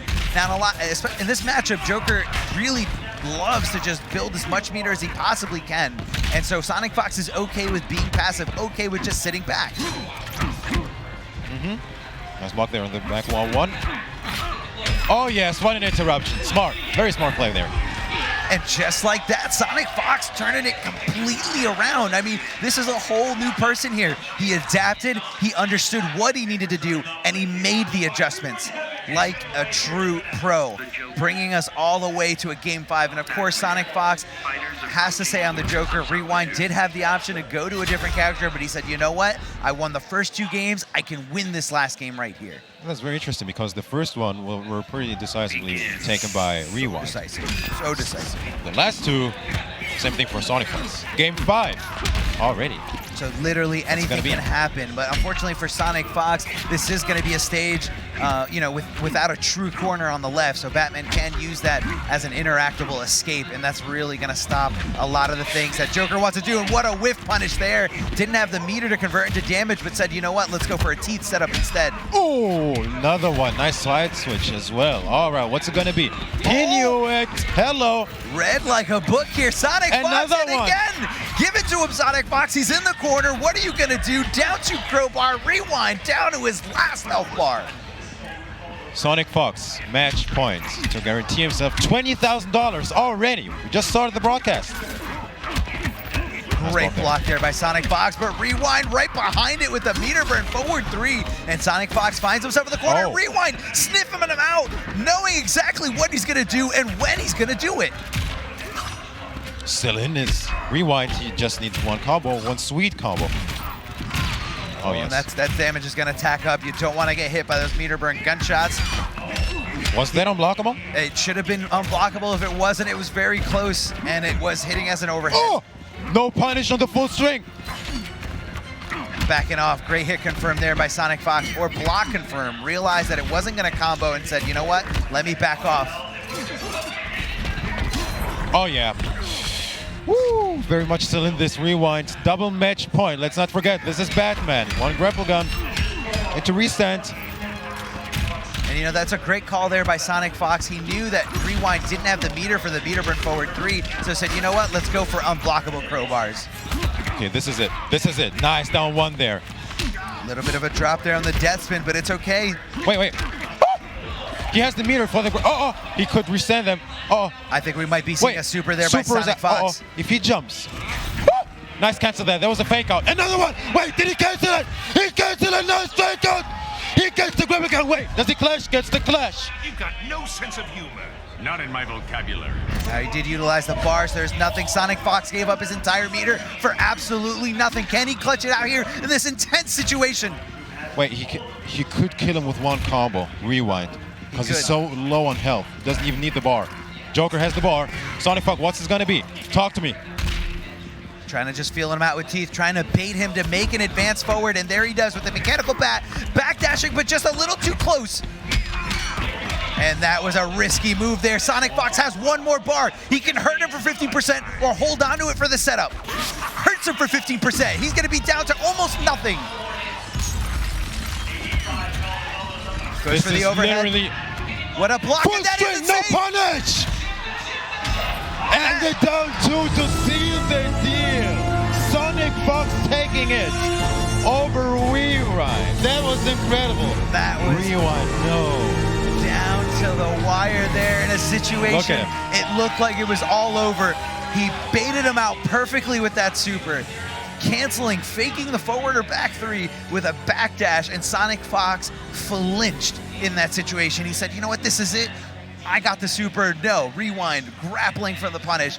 What a beautiful scramble there at the end. Now, even though a lot of those games weren't very close, the entire set could have gone either way. And what an amazing Game 5 here. Here he is, SonicFox, when he finally gets him in the corner, and then Rewind, again, just kind of stopping SonicFox from really, you know, getting anything going here. In control most of the time. And just those slides, back-to-back slides. But here we go, Game 3, a completely different Thank you, gentlemen. beast Well, that was one heck of altogether. a first matchup. The classic And, Batman we're gonna throw it to versus Josh Joker. real quick here. SonicFox, you were continuing on to the grand finals. However, you were down 2 games. What was going through your mind that allowed you to analyze and then come back? I told myself, no matter what, I'm going to go Joker all the way against Rewind. And it doesn't matter who he's going to pick, I really, really strongly believe in my Joker. So even though he went up 2 games, I was like, I'm the one making a lot of errors right now against him. And I just need to play a little bit more defensively and a lot more solid. And I think that was your choice. Batman's like my best pick for Joker, and just because he got the first game, I didn't want to throw a game away picking somebody else. So Batman's my strongest pick in that matchup, so I just decided to stick it out, and it didn't work out, but yeah. But you still have another shot. Let's go ahead and toss it back to the desk. Gentlemen, let's continue with the tournament. What competitors those are. I mean, you know, even looking hindsight back there, Rewind felt like Batman was his best pick. You know, I don't think there was any regrets there. Maybe could have just played it a little more solid, because that set literally could have gotten either way. I mean, maybe... I mean, he has so many characters. He does. Let's face it. He has so many characters. And maybe he thought like, you know, Sonic, you're cute with those, with the Joker, you know, sticking to him. Let me stick with Batman. Just, you know, like the challenging, sure. Maybe, you know, that mentality, that warfare, really. So, could be a sense of, you know, a pride, maybe. Could be. But definitely, I mean, you can't really blame him. It was super close. Came really down to that last play. That back 3 cancel, that fake out for the super, that was absolute insanity. But unfortunately, not quite, couldn't quite clutch it out. No, couldn't do it quite yet there. I mean, I thought it was all over. I mean, what it really means to lose 4 bars in a game like Injustice, I mean, that's all your resources. Everything. And when you're down to that little health, now the main thing that attributes to gaining bar in a game like Injustice is actually losing health. So when you have no health to lose, all you need to rely on, or all you have to rely on to build meter, are the special moves. And with every single special move, you're putting yourself at risk after risk after risk. And, you know, you could kind of see it in both players. They were kind of like scrambling around, you know, a little bit nervous. But, I mean, SonicFox, the master of anything clutch. And he's sitting pretty right here in the grand finals of this bracket. Call it the Fox factor for a reason, right? That's right. I mean, but Rewind is still in this. That was only winners. Sure. So Rewind still is down to his last life. He's going to be playing the winner of Scar versus Sameach. And, you know, again, in the lower side of the bracket, in the loser side of the bracket, this is do or die. You know, you're done. You lose here, you're done. You're out of the tournament. Let's move on. And I don't know who Scar or, I mean, you know, Scar playing a lot of Supergirl this weekend. Or, I'm sorry, this week. And, you know, practicing a lot of Supergirl and, you know, not too much with the Brainiac. But it looked like he was kind of doing it in specific matchups. So I'm not really going to be too sure on who he's going to be relying on for this pick. Who he's going to be picking in the character select screen to take on Semiij. But we know for a fact, you can almost bet your last dollar on the fact that Semiij is not going to be looking to switch away from Catwoman. I don't think so, especially against a character like Supergirl. I mean, we know that Semiij has like a pocket. I mean, pocket would probably be disrespectful, but he has Starfire as well. But against Supergirl, I don't think that would be a good or smart pick if he has a Catwoman, if you will. Yeah, but, so you almost just kind of like wonder, like what is going through Scar's head right now. Semiij, a very meticulous player, very knowledgeable on all the matchups in the world, and very knowledgeable on each specific character's wake-up options. And, you know, I feel like it's almost like you can put the last nail in the coffin whenever Semiij gets you in the corner, knocks you down, and he's just doing those jump back, you know, the jump back 2s or the neutral jump 1s, because he knows, okay, these are your character's options. This is what you're going to do, but I'm taking all that away from you. He just wants to put it to an end. And when you take away your opponent's, you know, or at least make your opponent feel like you can't wake up anymore, that's when you could really go in. That's when you can say, like, all right, I feel dominant. I'm dictating the pace. They feel helpless. Let me just end this quick. For sure. Let's see if you can make it happen this time. You know, but that's what these players do, man. I mean, the way that the wake-up options work in this game is that when you fall flat on the ground and you're waking up, you're getting up off the ground, you have the ability to access a wake-up attack. And those wake-up attacks, depending on what they are, will have a certain amount of invincibility frames. Frames where you cannot get hurt or stopped by anything. And, you know, that kind of dictates the rock, paper, scissors mentality. Where is he going to wake up? Or, you know, is he going to get up and just throw me? Or is he going to get up and do nothing? And that's kind of what, that's like the core fundamental of like almost every fighting game. True. Invincibility attacks, quick attacks, blocks, throws. I mean, it's all in the mix. It's all just something you're trying to figure out. And once you know what your opponent's going to do, that's when you can counter. Yeah, I think we saw shades of that in that last set with the slide. Yes. At some point, we saw him figure that out. But Here I we think go. we are ready for the next match. Excuse me, Scar, once again, the only unsponsored player in this top 4. He is the people's champ. People definitely rooting for him. I mean, like I said before, he is the underdog. He is the renegade. He is the man playing like he's got nothing to lose. Even here, decides not to give us any kind of esports pose and instead just says, hey, look, I'm going to point at you and give you a good time. 190 points, pretty good results all around. And this from Team Noble, Semiij. This man just irradiates consistency. I mean, whenever you see him anywhere, in any kind of bracket, any tournament setting, you can never count him out. You know, I saw, and even when he does go out, I feel like that's never set in stone. Whenever he does go out, I know he's coming back stronger than ever. 435 points in the Pro Series, 9th place at Combo Breaker, which for him is definitely upsetting. 5th place at Evo, but 1st place at CEO, the champion, able to take it over Tweedy. And of course, 9th place at SCR or SoCal Regionals. You know, average placing is 6th place. That's consistency, man. I mean, Noble in general has been killing it this season. I mean, Noble has been Evo champion, Combo Breaker champion, CEO champion. I mean, what they have they not won? And I wouldn't be surprised if they took this one as well. I mean, still possible. Well, what they didn't win was the Injustice Grand Finals last year. Well, yeah, and that is SonicFox's title that he's defending right now. And, you know, because he is waiting on the winner's side of Grand Finals, he's going to have to lose 2 entire sets in order to be eliminated from the tournament. So, you know, he's got some games to work with. He's sitting very comfortably. But either way, guys, and make sure you use the hashtag IPSFinals and make sure to tag the Twitter in just this game. But anyway, yeah, Scar and Semiij. I feel like in this specific situation, Scar is going to be going with Supergirl. I feel like that's the character that he likes to use out the game. Right. You know, that's the character that if I'm not really sure, if I'm not really sure what side of the fence I sit on, that's probably where I'm going to lean towards. Brainiac, definitely a specific counter pick, or even just a player pick against Gerd's Adam. So I feel like against Semiij, he's going to utilize Supergirl. He's going to use that character power trait to really hone down and kind of give Catwoman a reason to stop backdashing. And he's going to try to really outspace Catwoman in the air when she goes for those jump-in twos. And I think the main thing that Semiij is going to be looking to do is just get the combo, bring him all the way to the corner, and then try to shut down those wake-up options. Supergirl's wake-up options, the only fully invincible one she has is a straight-up uppercut. Right. Every other one you can stuff cleanly, and that's what Catwoman loves to do with that jump back too. I mean, especially you said it's like his go-to option, the Supergirl, especially if you have like a down two like Catwoman's. I don't think you would like to go with Brainiac because his air mobility is sick, but I think she could more or less negate that with that down two. Or even the air-to-air. Sure, yeah. And I feel like also, in general, when you're looking at Scar's Brainiac and comparing it to Supergirl, I feel like the Brainiac is a little bit more unsafe.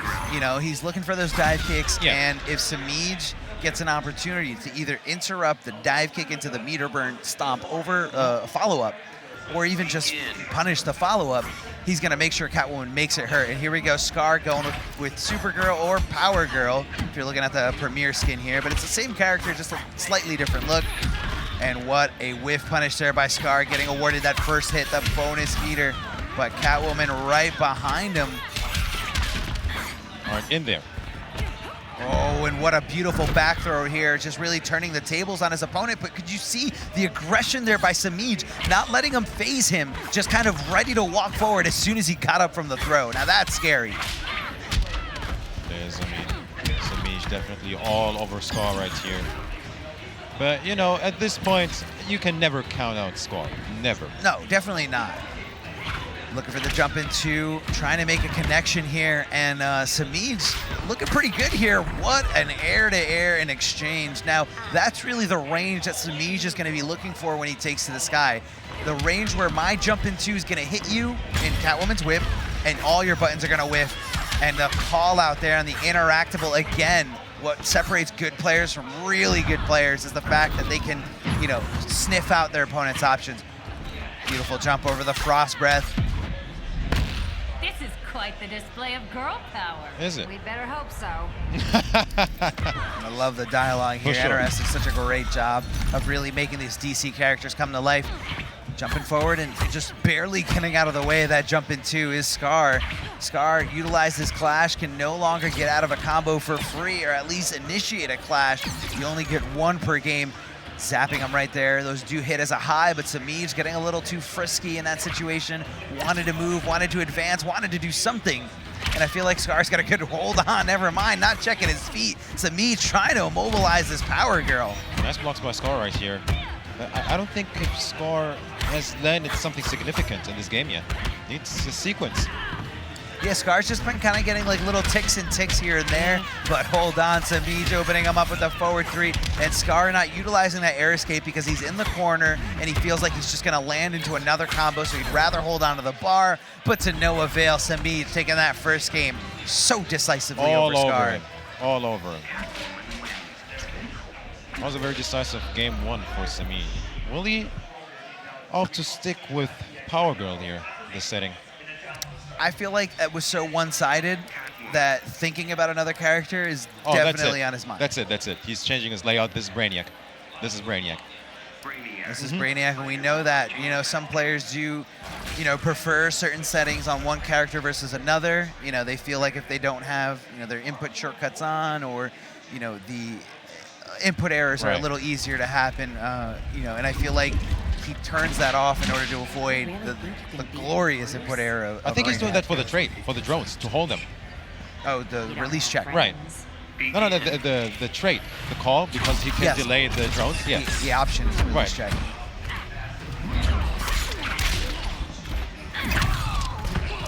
Leaping towards him, activating that the character power. Now he can hold on to those traits like you mentioned before and let them go whenever he wants. So, you know, you really got to understand how to just like maneuver with your fingers here. And Scar's off to a way better start. I definitely love this look of Scar. Dive kick, boys. Here it is. Looking for a tire there, just kind of teasing it and just backing off, looking to anti-air perfectly. Yeah. Is Scar. This down 2, definitely not lacking range. Yeah, no, it's got great range there, and you know, a great combo starter. And Brainiac can really get a lot of things going after a down 2. A lot of great character power setups.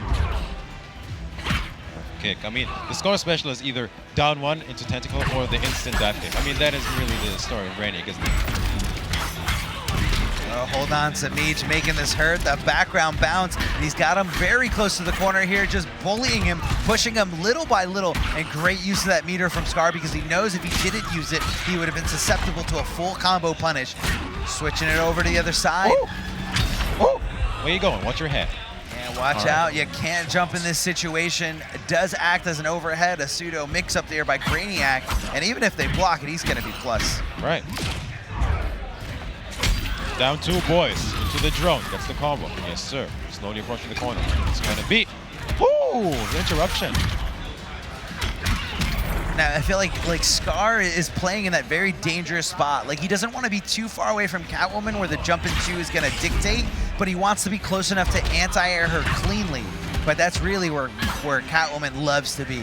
You know, she's got a lot of great stagger pressure, especially in the hands of Semiij. But hold on, look at that dive kick hitting as an overhead, and Scar not meter burning it. I feel like he's trying to keep it unclashable, and Semiij dropping the punish here. Very unlike him. Are their nerves getting to him? Oh, the 2 hits. Hello. Okay, this is almost even.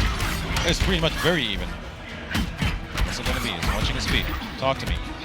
Oh, throw tech. Beautiful stuff there by Scar. Great presence of mind, but he's letting this game get away. A common thief. Yes, common, no. All right, 2 bars. Yes, sir. 2 bars apiece. Oh, almost. Cat dash coming through. I'm not sure. Scar, again, still trying to utilize it and keeping it a clashable. Never mind. There it is. Can't beat me, you can't beat Bruce. I do not fear your claws. All right. Now, although that clash did come out, he was able to contest there and clash and tie up the clash here. And Scar, he doesn't necessarily need meter to get something going, especially if he's got a drone activated and ready to go. Oh, it's coming down to this. She has the cat dash ready. Uh-oh, it does not matter the board that she built. Scar gets on the board. Can we talk about how much Scar put on the line by just checking him with the down 1? It does hit at a low, but he checked him into a down 1 and went into an unsafe special move that could have easily been punished. He's not afraid. He was so sure of that call out. He bet the entire game on the fact that Semiij would not block low. Let's see it, game 3. Down 2, boys. Very good answer against Catwoman. The drone connecting there, but not getting the hit, but, you know, kind of implementing the will of Brainiac, letting him follow his way right into aggression. The throw tech there. Again, a little bit late, so Scar not trying to get too antsy, trying to just recognize it as best as he can. He doesn't want to fall for a shimmy. See the mobility. Down 2 is whipping. You know, it's almost like Scar just doesn't want to play right next to her. He wants to be as far away as possible, but again, not too far away, where down 2s aren't going to connect that on a jump-in. Definitely whipping right here is Semiij. Yes. The down 1 is special. Summoning the drone here. He's holding on to it. It's still coming. It's coming. Don't worry, guys. It's coming. There it is. And what a whip there. I mean, when it is active and out on the screen, as long as Brainiac blocks anything, it will disappear. So that move is purely just for offense. Okay, for the first time, I believe, taking the lead here in the first game. Life more. Stops whatever he was trying to do. I think the down 2 was there. Summoning the drone, trying to get something going. And Semiij just wants nothing to do with it. He said, I'm not trying to block anything. Gets right under that tire. Gets Semiij with the cat dash, really understanding what Scar wants to do whenever he gets close to interactables. Where's the drone? There it is. You can always see that the drone is ready to go if you look at the animation down there at the bottom. And Semiij connecting the cat dash perfectly here. Meter burning it to keep it going, but Scar ready to go with that wake up. And Semiij, you know, I feel like Semiij is one of the best at stopping your wake ups. He's really great at stuffing them. And when he knocks you down, he's good at shutting them down. He has tech for like multiple characters to really do exactly that. Ready to submit? I can't be tamed.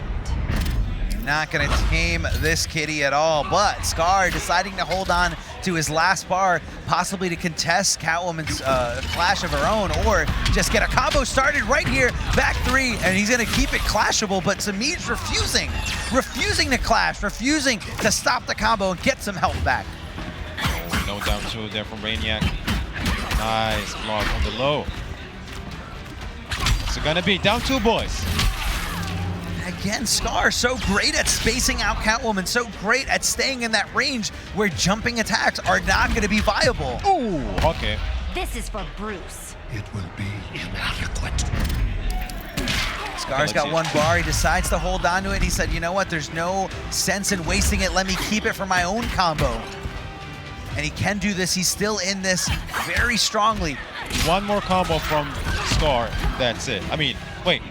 Yes, either one combo for each. Either one. Either one's going to lead to the combo, and this is that might be it. Meter burn back three to make sure. Yes, sir. Seals the deal. Game 3 goes to Semiij there. Interesting. Yeah, although Scar did have 2 bars at the end, Semiij decided to send him airborne with that meter burn back 3. And if you get hit by meter burn back 3, you cannot air escape. You cannot use 2 bars to get out of the combo. So great meter presence there by Semiij. Yeah, that was curtains. You really think you can beat Bruce? Looks like Scar is actually sticking with Brainiac. You don't have friends. Bets it all. This is it. This is it, his final pick. He's got to stay on this character, win or lose. I mean, I guess you're not staying anywhere. If you lose Scar, you're just going home. Back to back. Oh, yes, meter burn this time. And that's really the tricky thing about Brainiac is you don't know when he's going to meter burn those dive kicks. If he doesn't meter burn, you can challenge. But if he meter burns, you're going to get punished for trying to challenge. Down 2. Meacherless. The drone ready to be sent out. There it is, backing Scar up, kind of being as that little safety net or that way for him to just kind of dictate the offense, dictate his aggression, and let him get in whenever he wants. Everything is working out for Scar right here. Tries to get the down one to go, but just Semiij backing up, trying to play it safe, trying to make sure he can get as much damage as possible on this tiny little bit of health he has remaining on the gray health bar. Let's see if he... Okay, no overextension really there because he could have made that save-ish. I think, not sure if there is a gap. He that special. But here we go. Very decisive first sniper for Scar. Checking up with the down one and says, no, I'm not falling for this throw. Get off of me. Scar's been so great at not falling for shimmies and also so great at understanding where the grab animations are. I mean, really putting the respect and fear into Semiij right here is Scar. He's barely jumping anymore, Semiij. He's afraid of that huge down 2. Yeah, he's shutting down that option. He's saying, you know what, if you want to come to me, you can stay on the ground. And if you stay on the ground, that's where Brainiac can really start everything he wants to do. Out of there. Oh, yes. Hello. Keeps it on clashable. Okay. Keep it unclashable. I feel like that's a little too early for my taste, but you know what? I'm the one up here, not the one down there competing. The patience right here from Scar. Oh, getting hit with that down 1 recovery. Meter burn back 3, a great way to just kind of get your way in there, get a hit of armor, and just really start something. All right, still alive this game. As a matter of fact, match point. This is for Semiij. Now, however, Scar's got super ready to go. If Semiij does something a little too unsafe or a little something where he can kind of... Oh, wow. Never mind, it didn't matter. To be fair, Brainiac's super not one of the fastest one. Okay, wait a minute. Nice tech. What's it gonna be? He needs like one big combo, one bounce cancel maybe. Not afraid. I was gonna say Scar was so on point with those throw techs. Semiij trying to get something going, making this miraculous comeback, but again, he still has super. Here it is. He flinched. Nothing. No. He flinched. Scar saw what he wanted to see, and Semiij gave him nothing. Can he make this comeback? Okay. It had to happen eventually. He flashed the drone, as a matter of fact. That's very, very unfortunate for Scar. He definitely wasn't counting on that dive kick to hit. Instead, he didn't want that drone to combo. He wanted the drone to kind of let him continue his pressure. Look at the bar, look at the bar. It's almost there. There it is. Semiij has the bar for the counter dash. Doesn't do it! Drops a huge opportunity. Scar has a chance of life, a second chance of life. He should have been dead. That should have been over. Down two. This is it. The back row runs. The back through, here it is. Almost, the drone coming through. Looking for something here, give him anything. Someone's got to make a hit. Great block by Scar. Oh, what a great presence of mind. Scar. Look at him. He's not even faced about that. Completely stone-faced. Doesn't matter what situation I'm in. If I'm down 0-2, if I'm ready to bring this back to a game 5, doesn't matter. This man is the maniac who's just out there, ready to out-neutral everyone, including Semiij. If someone has proved tonight that he has clutch, it's gotta be Scar. That was insanity. Oh, another game 5. He just didn't crumble. He didn't want to do anything and knew exactly when to back off and knew exactly when to go in. And both players just kind of, feeling again the spacing, the situation here, the neutral between these two. Brainiac using those drones to kind of hold down Catwoman so he can just kind of inflict that aggression, inflict all the jump-in options, and put Catwoman in the blender. All right, still early, still in this game. What's none of it? Good throw tech. I mean, look, Catwoman has one of the best throw games in the business here. The fact that her throws leave you right in front of her, susceptible to a follow-up throw or a possible follow-up shimmy, that's scary. That is absolutely terrifying here, and then Semiij is one of the best at it. Shimmy attempt there, but Scar decides not to bite. Great presence of mind. Backs off, tries to get a little bit of breathing room, a little bit of real estate here. Look at him walking. Look at him walking. Look at him walking. Just walking back and forth. No one's walk speed will be as great as Catwoman's, but Brainiac's not so bad, especially not in the hands of Scar. Punish City, yes sir. That's gonna hurt. That's gonna hurt. Went for some kind of follow-up, some kind of setup here. No one's home. Plus. Down 2. Okay, in there. He's awake. Both players looking for this.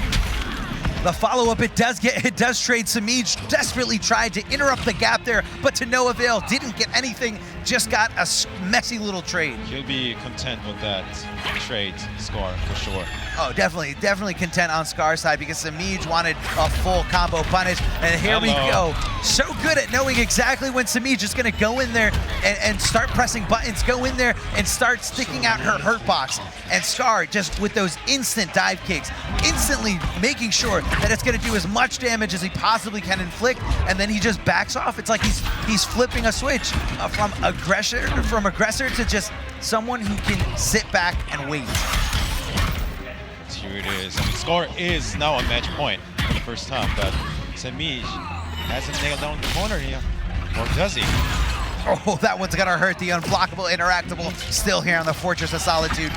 Going over the other side and trying to get Semiij sleeping, but Semiij is like, no, bro, I'm still blocking. I'm still ready to just combo punish. Okay, we have double match point. 12th seed versus 5th seed. Let's go, champ. It's interesting. Look at all that meter on Semiij's side. It's scary.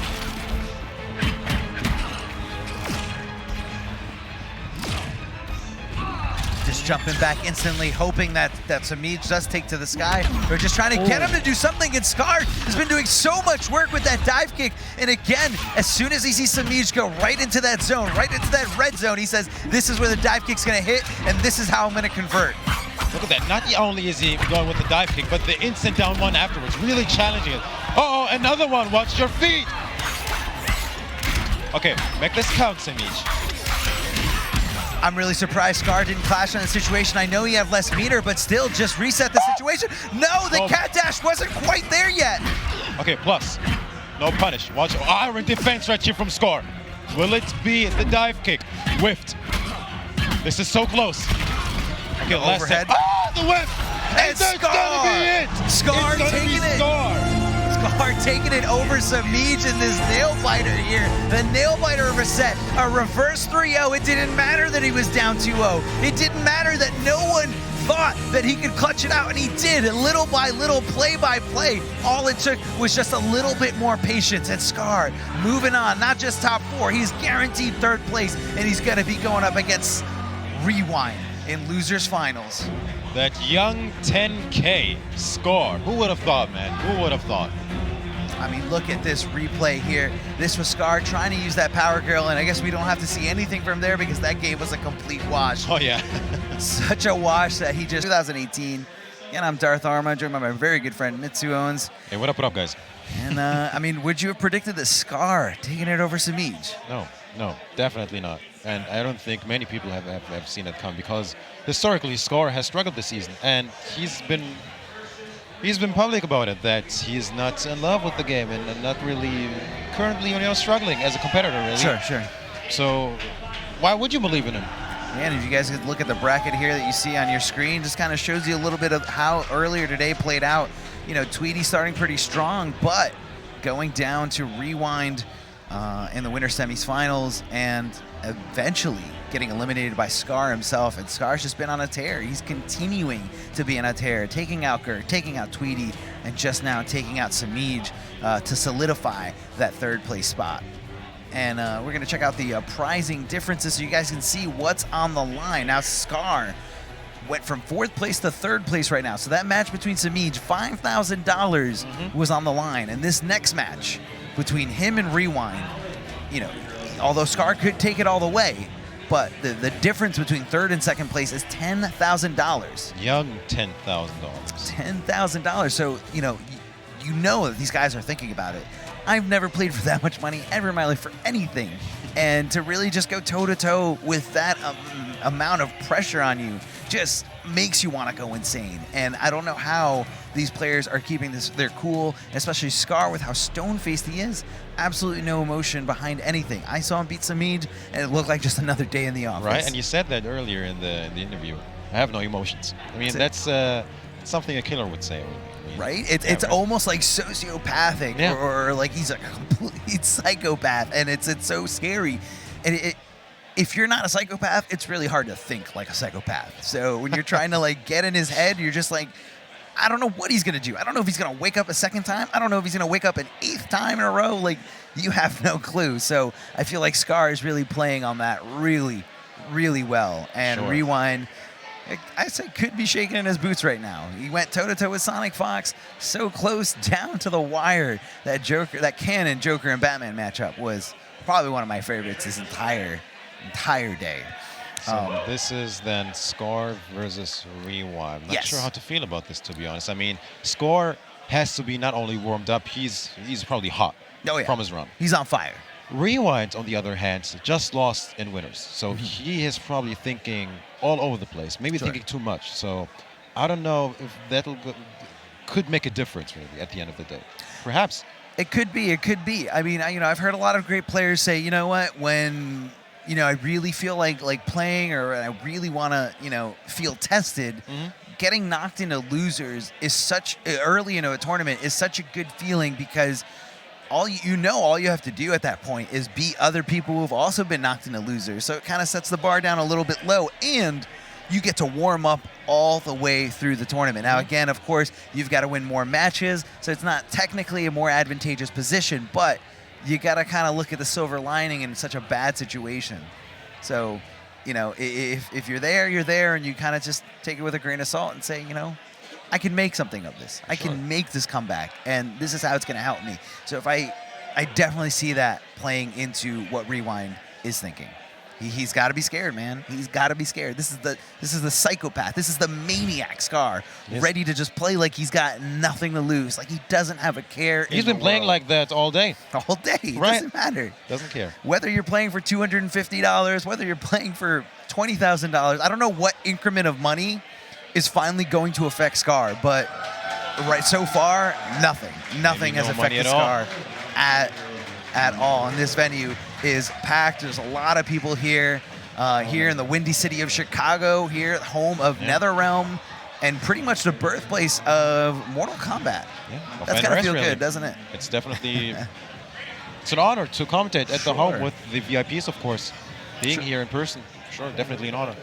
Definitely an honor to be here. I mean, you know, when you're someone who just loves this community and knows, like, as far back as everything goes to Chicago, I mean, this is it, man. This is where the premieres for, or I'm sorry, where the main event for a series like this should be. Here we go, just a little shot of the stage, the crowd, everyone ready to see these guys just battle it out, duke it out for that big money there. I mean, it's going to be insane to see what Scar's going to do. It's going to be insane to see how patient he's going to play. And he's been on a tear, man. He's been on a tear. And here is, again, a little recap of Rewind coming in pretty hot here. 485 Pro Series points, 7th place at Combo Breaker, and, of course, the Evolution Champion of this year, being able to take it over Tweedy and up against Scar. Finger gun. Yeah, I love the finger guns there. He's just kind of like, you know, pointed out saying, hey, man, I'm here to have a good time. Not really a chance, you know, a few top 8s and a lot more just outside of top 8s. But he did qualify. He did get here. Do you think somewhere behind the scenes, some of the Echo Fox guys are like, might have done a mistake with this guy? Maybe I should. Let's be real here. Let's be real here for a second. Tell me, I'm down for being real. I'm absolutely down for being real. Talk to me, baby.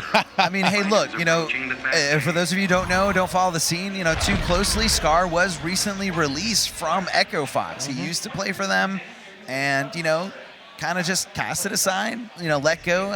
The way that I've heard it before is that, you know, Rick Fox just Thanos'd everybody and just eliminated half of his players. And unfortunately, Scar was one of those players that just disintegrated into a little pixel. But enough of the Marvel universe. Let's get back to the DC universe here. And Rewind has a lot of characters, but here he's going with Firestorm. And I don't know if I've seen this character at all. Today, I don't think so. Yeah, I haven't. I've seen almost every other character, but, you know, Firestorm, really great. And look at that cancel there by Scar, trying to make himself not technically safe, but really just kind of mess with Rewind's timing. Like, oh, when am I actually going to land? And, oh, that setup was absolutely dirty. But Firestorm definitely knows a thing or two about setups. 4 bars to his exposal. You can see real risks. You can look at real risks being taken now. Just like that, he's going to turn it around? Just like that? What side? Here it is. Oh, yes, the block. And the down 2. Down 2, I love it there. Just right in that perfect space. Scar's favorite button sequence in the entire day. It's just down 2, down 2, down 2 whenever he's playing with Supergirl. It's important button, really. Stop it from frying. And the starfish there right for the end. Just trying to get something going. Just like that. Evening it out.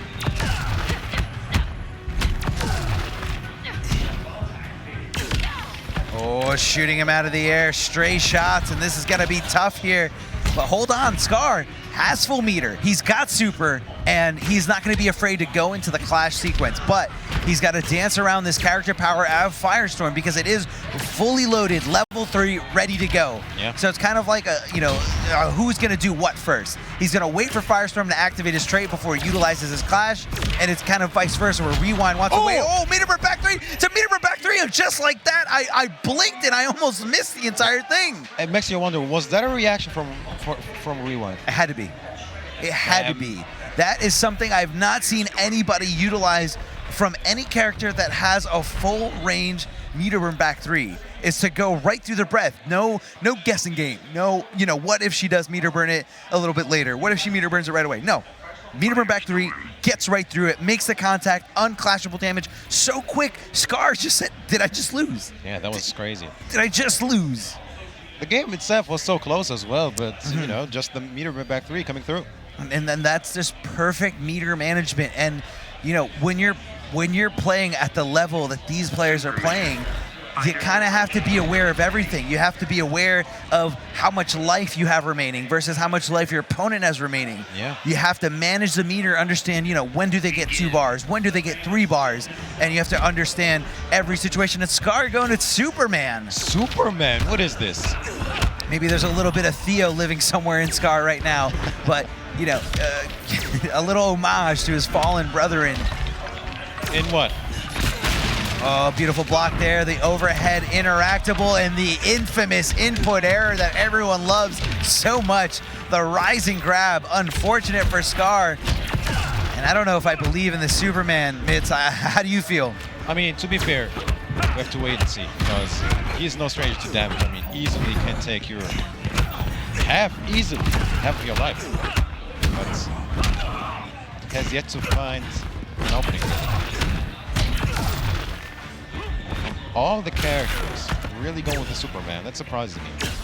Yeah, no, a very strange pick here by Scar, especially because I haven't seen it all weekend. I don't even think I've seen him practice Superman in casuals before this event, but I really think it's I don't know, man. I don't see this happening. You know, Rewind still in full control, and I feel like, you know, that first match wasn't so bad. You said it was close, and I don't think he should have strayed away from Supergirl. Let's wait and see. It's looking way better all of a sudden. These are one laser, one clean one. All right, and there's hitting forward 2-3s back and forth, trying to get something going, and hold on, Scar still in this. Scar trying to tie this up. Just like that, evening things out. Giving him little zaps here and there, and really this is what Superman wants. It's kind of like just an outspacing game. You know, you do the forward 2-3 where, you know, you have enough of a gap that a fast move can interrupt, but Superman can delay and whiff punish perfectly, and that's really everything about forward 2-3 that you need to know in order to stand something. And you don't want to whiff in front of Superman because he's gonna make this hurt. Huge whiff punish there. Grab. What's it gonna be? Will there be a wake up? Oh, snatch out of the air. No fly zone. And we're gonna keep it unclashable. Great job there by Scar. Just wants 1 or 2 hits, straight hits there. Doesn't continue it, doesn't want to give him the opportunity. Yeah, there was no draw whatsoever. Okay. Now he does have trade. He can access a lot of plus frame setups here. Jump back 2. Now we're gonna do a sweeping laser. Looking for it, but Rewind. Great presence of mind. And there it is, just Scar. Like that. Are you being serious right here? It looked so rough. That first life bar for Scar. Look at him. He busting smiled. a smile He there. cracked. He cracked. The stone face cracked. He smiled, but he said, "Oh wait, no, I got to go back to not caring." No, it's fine. Superman. I mean, at this point, I don't think anything surprises me anymore, really. Superman. He probably knows something that we don't. I mean, it's probably a great range to be at to stop, you know, a lot of Firestorm-specific things, but hold on. Rewind has a lot of characters up his sleeve. He's switching over to Catwoman, so this isn't really a matchup that Scar, you know, inadvertently picked. Yeah, of course. He picked Superman to fight Firestorm, possibly not even looking to fight this Catwoman at all. Okay, may the counter-pick war begin. And both players just feeling each other out. And the whip backing up, just trying to find his moment, and the heat zap went right over Catwoman, and this was really the opening that Rewind was looking for. Got to make sure it hurts. Around 33% of his health just gone like that. And one of the best things about Superman is that air mobility, the ability to backdash once he takes to the sky. Not every character has access to that. So it's really just, you know, a way for him to get around things, bait you out from doing stuff, or just surprise you with some air lasers. For sure, but he needs more than that at this point to make the comeback. But again, he's no stranger to damage. You know, I'm not sure what Scar was looking for with that high heat zap. Just kind of, you know, sent those lasers out, but, you know, they're fairly slow in this game. And Catwoman is just crouching right in front of you. That's probably the last thing you want to do. Okay. Gets something going. The side switch. Puts it in a corner. Let's see it. Superman punch. Hold on. Didn't anticipate the interactable. Getting blown up there by the bomb. And what a beautiful whiff punish here by Rewind, recognizing that this was his turn. This was his opportunity. Jumping in. Empty jumps into nothing. It's failed shimmy attempts. Scar is just trying to keep his composure and not fall for anything, but Scar is trying to go down swinging. He doesn't care how bad this looks. He doesn't care how much the life deficit is right now. Okay, wait a minute. Oh, no. Almost. Okay, here it is. Just giving him a little down one for those troubles, just kind of ticking away at that last little bit of health. And Rewind down to his last health bar here. He does have full super, and he does have a full health bar to just build more and more meters. So Scar really in a bad situation here. Definitely. All scratches, 4 bars. Bad news. I mean, look at the tension. These players do not want to overextend. Even though Rewind's at a great health lead right now, doesn't want to risk it. And he wants the clear opening. He doesn't want to look for a clear opening. He doesn't want to force an opening, but he just said, there it is. The back two meeting that down one, and this is going to chip out. Oh, wait a minute. No. Know something about that super that we don't.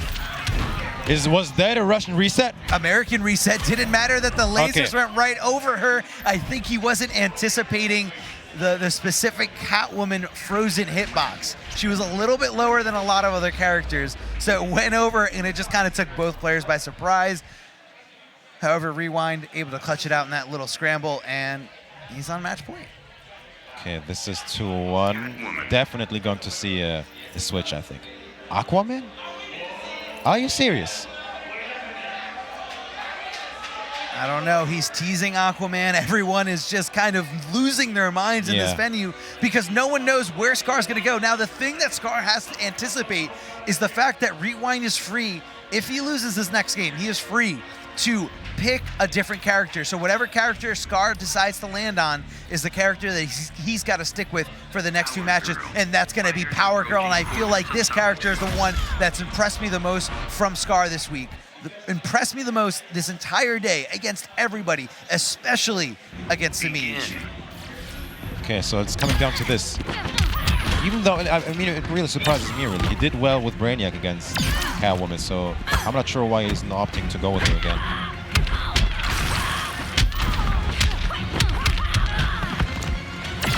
Yeah, I mean, that is interesting. I mean, the Brainiac pick against Semiij was really what dictated and what started everything. Yeah. But, again, I think Scar is anticipating everything because he knows if he does go Brainiac, that Rewind can pick a character that can easily counter Brainiac. And, again, these guys are going to know more about their matchups than we do. Yeah, Scar's probably thinking ahead. You know, whatever Rewind would have up his sleeve. But here we go. Potential last game.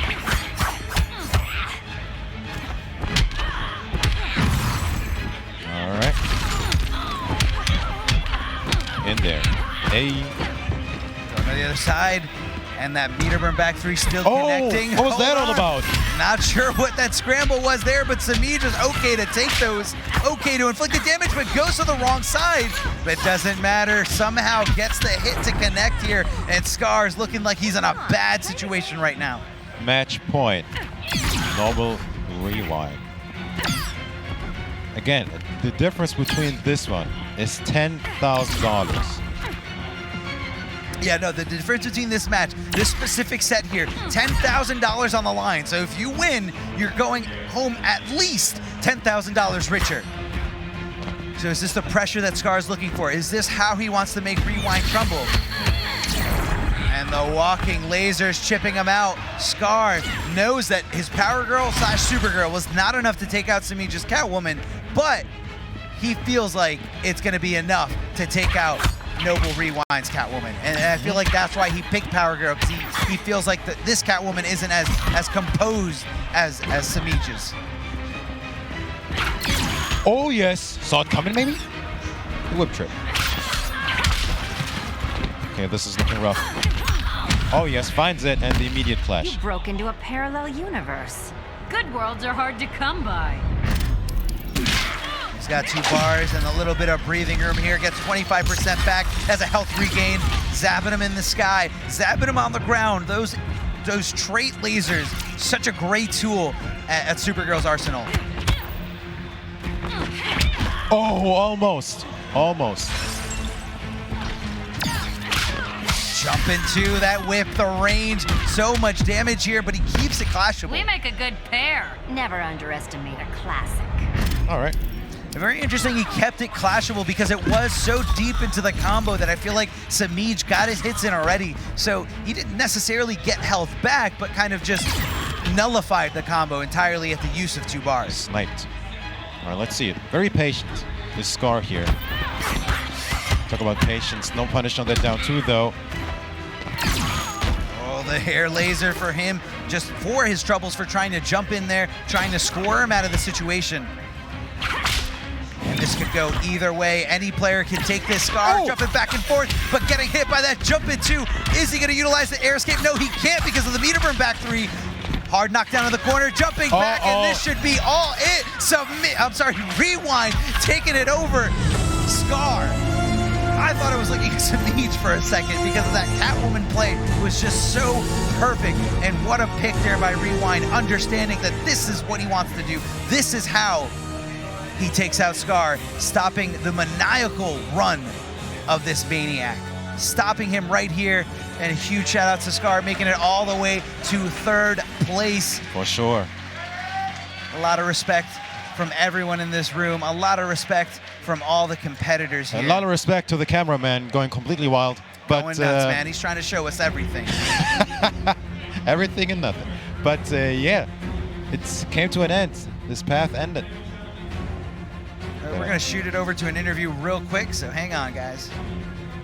A lot of people are saying Rewind is SonicFox 2.0. This kid is going to be the next prodigy. Well, here he is about to face SonicFox in the Injustice 2 Pro Series Grand Finals for a $40,000 prize pool. This is going to be a $20,000 money match that we're going to see in the finals. Overall, we've seen excellent gameplay from you, from a variety of different characters. We know you have what it takes, but do you have any words for the reigning champion? I love Sonic. Good luck, but I didn't come here for second, so. So here we go. He didn't come here for second. Ladies and gentlemen, we are going to crown ourselves a champion, but first, let's head back to the desk. He is not here for second place. Rewind is in it to win it. Wants absolutely everything there is. He wants that money. He is hungry for that money. And it doesn't matter who's in his way. It doesn't matter that you're the grand champion from last year. It doesn't matter that you won every single MKX Pro Series. This is it. This is the throne that Rewind wants to take for himself. It really is. I mean, it's the battle of the youngsters, sure, if you will. It's the evil champion versus the Soul Cat champion. But of course, SonicFox having a way easier time here because, you know, he's in winners. Let's not forget about that. Yeah, so he is in winners, so you have to lose 2 complete sets. Rewind needs to win 2 sets against SonicFox because he's only, this entire day, he hasn't lost a single set. So he's got both his lives, and Rewind down to his last one. He's got to tie it up and then take it in the last set. And I feel like that's a tall order. I mean, in general, but against SonicFox in general, I mean, it makes you wonder, will SonicFox try and opt to be Q with, you know, a surprise pick even more so than Captain Cold, Joker, you know, some complete nonsense? Maybe a Turtle. Wouldn't surprise me at this point. He has that extra life, as you say, to play around, so who knows? I mean, the fact that he's still in winners, the fact that he was able to overcome that 2-0, you know, that 2-0 deficit in the set against Rewind and stuck it out with the same character, stuck it out against the same matchup, and he was able to adapt. He was able to understand and adapt to Rewind, and that tells you what SonicFox is capable of. And so there's the bracket. We can see that, I mean, he had to work hard, SonicFox. Look at that. A lot of 3-2s, but he's still in it. I mean, it's SonicFox.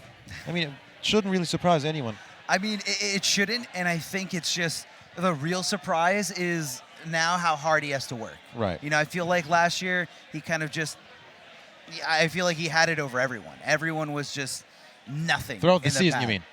Even last year, Right. last year, or Right. even throughout the season. Right. I mean, this season was definitely different. Tweedy says that over and over again, that this isn't last season. This is a whole new game. There's a whole new set of players here that are ready to go. And if you look and compare, a lot of guys did not repeat and come here again this year. That's true. A lot of guys just couldn't cut it. They tried. They went to the events. They competed, but they just couldn't clutch it out. They couldn't win when it counted. And everyone here was able to put on a great season. Everyone here was able to get those results in order to qualify. And SonicFox, although he wasn't as dominant this season versus last season, remember last season he took, Combo Breaker, he took, I believe outside of CEO and Evo, he took every premier event like nothing. Even the regional event, or I'm sorry, the ranking event of Defend the North, took it with Black Canary over everyone else. And going into the grand finals, he just set that tone. He said, I'm dominant. That's it. Like anyone else, no one else is going to touch me. And this year, I feel like it was a little bit more of a, Tweedy's doing better. Tweedy's the higher seed. SonicFox, isn't clearly better than everyone else. It's still debatable, but it could have gone either way. For sure. I mean, he said that in his interview himself. He wants to solidify that in his legacy, really, to prove that he's still the best. Nothing's changed. And again, to speak more on what SonicFox is, not only is he a great NetherRealm Studios game player, and not just one of the best NRS players of all time, but he has the ability to be one of the best at other games, not just this fighting game specifically. And of course, fundamentals do carry over. But we're gonna go to a quick video. My thoughts and prayers go out to him and his family, and I wish him and his father well. It's tough. It's really a tough thing, and that's really where you get to a crossroads when you're in a state like that, where you can kind of let your emotions, get the best or the worst of you. I've been told from a lot of, top players, so a lot of people have these different approaches to how to deal with competitiveness, how to deal with pressure. A lot of people feel like, they take the Scar approach, where the less emotion I have, the better I can logically think. But there are some out there where the emotions and the pressure, it kind of just adds to everything that they can throw out there. It kind of fuels their energy, and it fuels their drive to be the best. And that could be what Rewind is doing here. He understands that there's a lot on the line, and he gets emotional thinking about what this truly means to him, thinking about how this means more to him than anybody else. Or you can take the crazy confident approach that SonicFox does, and he's just, I'm the best, I'm gonna outplay everyone the day that it counts, and here he is. And out of everyone this entire season, SonicFox has had the best upward momentum, winning the last premier event, SCR. And then he's feeling hot. He's going into the Injustice 2 Grand Finals extremely hot, literally on fire. Not literally, but on fire. We get you, Armor. Don't worry about it. So yeah, I think we should be almost ready to go. I think they already went with the button check. In the button check, interesting enough, it is Batman versus Joker. I mean, that doesn't really have to mean anything. I mean, it's just one of those. It would be the run back. Yeah, I mean, well, this is what we saw in Winners Finals. Right. We saw SonicFox, again, the statement that he's made yesterday and, a little bit later into the weekend, he says, I'm going to feel out every single match with Joker unless it's a specific bad matchup. And against Rewind, after that first game against Rewind's Batman, I was so sure that SonicFox was going to go away from that character. Yeah. I was so sure he's going to switch and say, you know what, I got a clear counter pick, but he didn't. He did it, he stuck it out, he adapted. But that last Game 5 could have gone either way. And here are the two competitors here.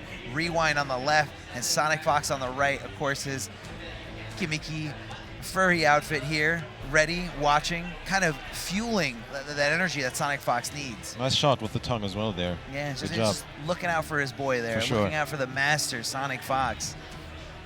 Again, everyone anticipating and understanding, the tension in this room.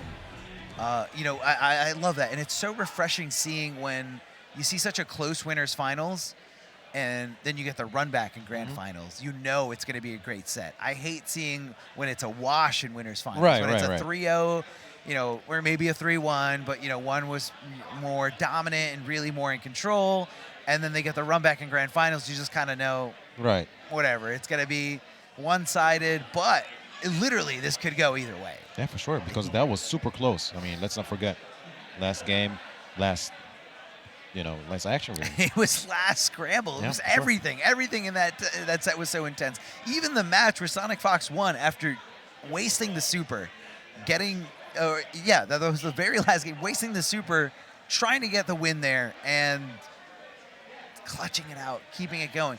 So if you're Rewind, what matchups do you think you might consider visiting? Now, we saw him playing Firestorm. We saw him playing Catwoman. Do you feel like any of those? I feel like Catwoman could have a distinct advantage over Joker. To be fair, I don't think he's afraid of the run back. I think he goes straight back with Batman. Go with Batman. Yeah, that's what I think. Could be. I mean, look, these guys play together all the time. I mean, they stream all the time, playing King of the Hills. You just kind of hear them, talking trash to each other. But you see the clips on Twitter. Yeah, you see them. You getting clipped, getting put on YouTube, monetized by somebody else. But anyway, they know each other. Yeah. In and out. They know what kind of setups he has in the corner. And I feel like that's why Rewind, those first 2 games, he was so good at understanding which option will stop a potential Joker setup. He was looking for the teeth. He was looking for, the low into the overhead, just something there. And Rewind was either going with those wake-up slides that SonicFox didn't want to block. Madness. Or just instantly jump out of the corner and get me out of here. Or interactable, of course. Interactable, yeah. SonicFox had to catch it. And, that's what I enjoy so much about this game, and what I find so interesting is the fact that when you interact with the background, no stage is going to be the same. When you play, and that's very unique for a fighting game. When you play any other fighting game, I feel like sometimes they'll have stages that are a little bit longer, a little bit closer, but for the most part, there's a corner and there's a corner, and that's it. This game really brings the stages to life by letting specific characters interact with them one way or another. You have the power characters. That's true. And, the more agile characters, the, regular human. The gadget characters, yeah. There you go, the gadget characters. The regular human beings, the ones with no superpowers, no super strength. Or I guess no super strength, but some of them. I get it. And, I just want to see this game evolve more from, with the next one. I don't know if there's going to be an Injustice 3, Injustice 4, etc., but I feel like they could do so much with the interactables by, adding different types of classes, or even just having a completely new move set with every other character. Every character uniquely interacts with the characters with the interactables that they're on, depending on what their superpower is. But there it is. That's the trophy that these guys are playing with. What a beautiful little depiction and a 3D graphic of Metropolis and that iconic globe in this DC superhero universe here. What's Sonic doing there? Tweeting out, catch me on Disney? I think, yeah, he's looking out. He's saying, look, I did it. I'm on TV. I'm in the top 4. I'm on everything. Everyone's going to see my face again and say, oh, yeah, that's the guy I saw last year. But Rewind looking to rewrite a different history for himself. I think you might have called it right, Mitz. He's hovering over Batman, not looking to go to Firestorm, not looking to get a Catwoman, which I feel like he might have a better advantage against Catwoman, with his Catwoman against SonicFox's Joker, but Rewind, sticking it out. I mean, of course, because it was that intense and that close that it would really make sense. So here we go. This is the Rewind versus SonicFox run back. Grand Finals. So many little scrambles there, so many trades, but SonicFox does get the bonus meter, and he's off to a fantastic start. However, either of these players can turn it around. Either of these players can adapt to any situation thrown at them. In there, back to the corner you go. What's it gonna be? Empty jump, interesting. And what I love about that air grapple, ending combos with that, it is a hard knockdown. Oh, SonicFox walking out of the pressure there. Oof. Side switch again. Now, I love the side switch there. Not only that, but you build a little bit of meter there, giving a little bit of room to activate that mechanical bat. And that's going to be a full combo punish for SonicFox up against Rewind, and that's going to be a hard knockdown. What's the corner setup? Goes for the parry. He's done it before. SonicFox, very advantageous here after the recovery of those animations. Oh, yes. Hello. Coming through. Making back 3. What's it going to be? Looking for the slide and just not close enough there. SonicFox whip punishing him perfectly and faking him out with the canister, meter burning it to recover quicker and just shooting him with the gunshot. What a cheeky little guy SonicFox's Joker is playing out to be. That was a cute slide. Rewind. Rethink your strategy. All right, 1 life war apiece. Still close.